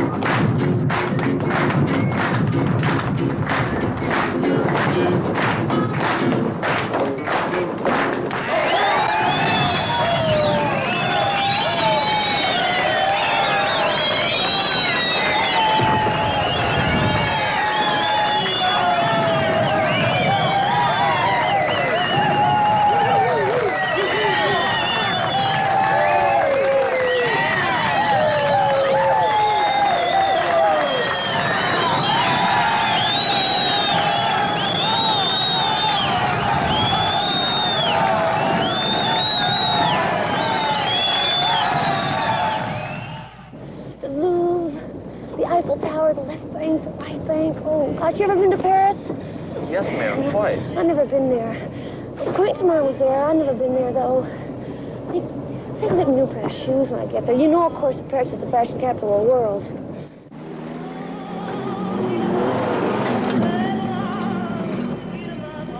Hey, look, Paris, 104 kilometers.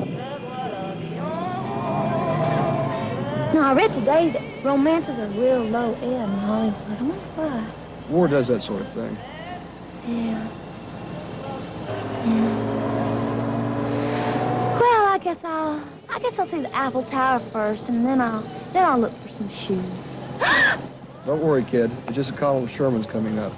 We better get the hell off the road so they can get by.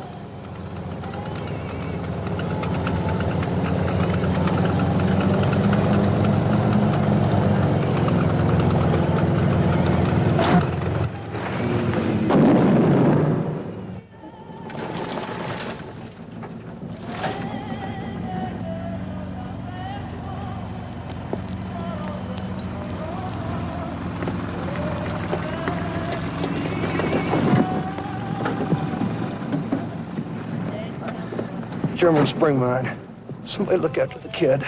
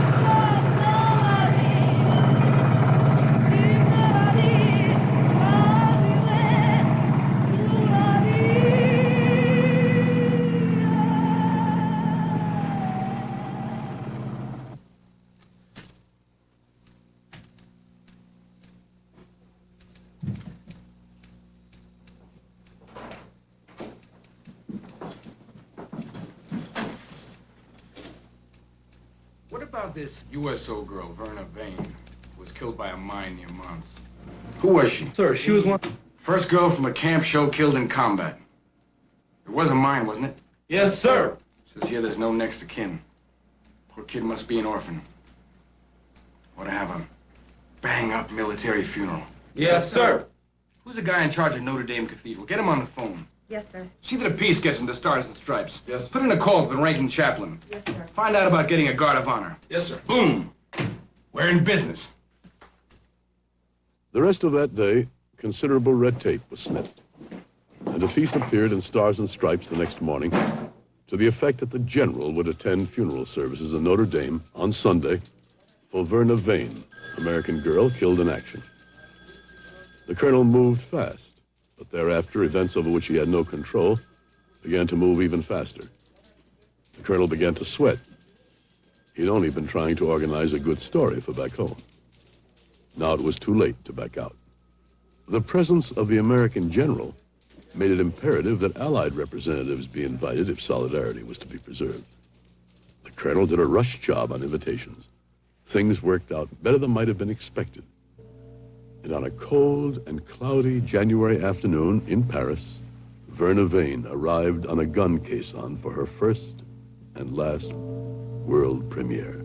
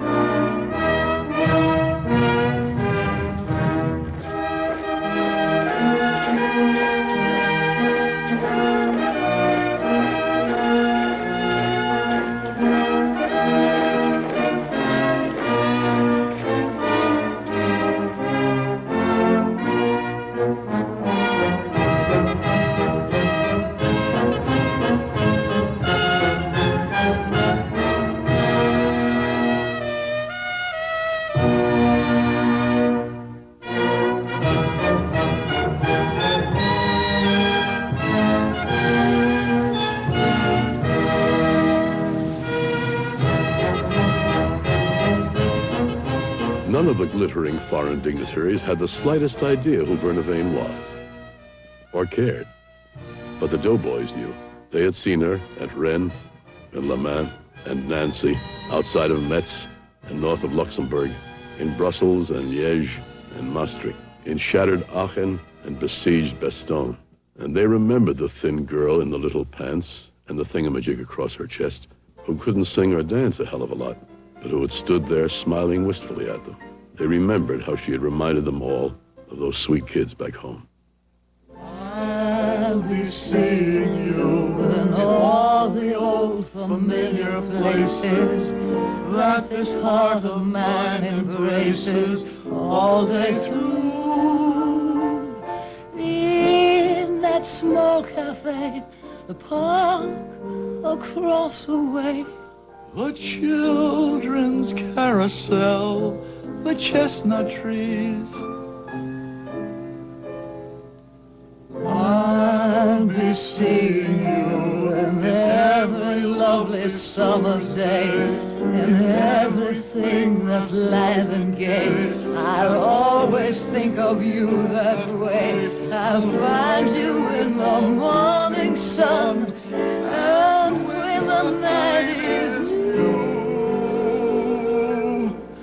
I'll be looking at the moon, but I'll be seeing you.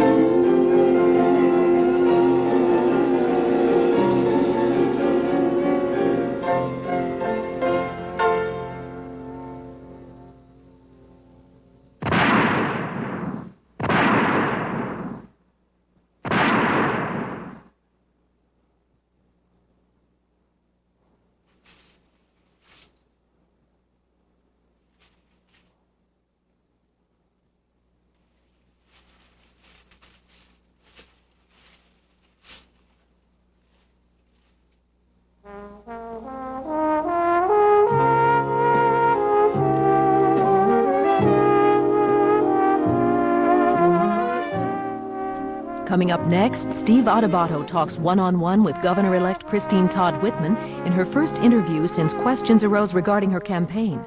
That's coming up next on Inside Trenton. Stay tuned.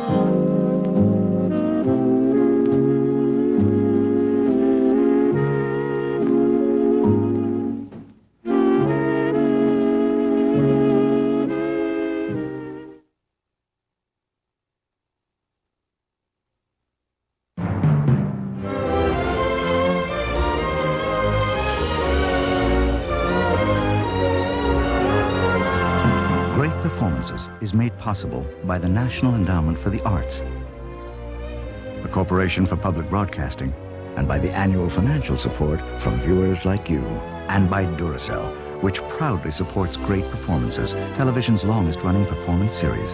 Duracell, the copper-top battery.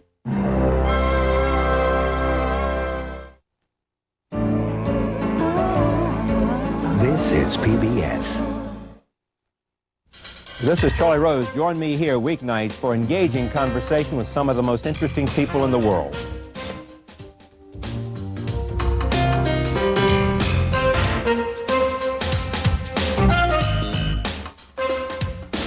Weeknights at 11. Hi, I'm Christopher Cousins. I'm Mia Korf. I'm Nathan Purdie. And I'm Karen Witter from One Life to Live. Reading is a skill you need to pass a driver's test, to fill out a job application, to get ahead. If you or someone you know can't read, there's a program that can help turn your life around. And in these tough times, you need every advantage. Watch Learn to Read on this channel and see what a difference reading can make in your life.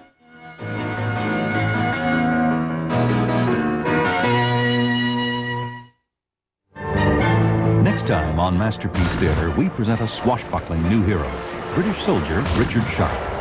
I was born in a brothel, grew up in an orphanage and hoped to die in the army. Sharp's Rifles, next time on Masterpiece Theater. Romance and daring do, Sunday night at 9.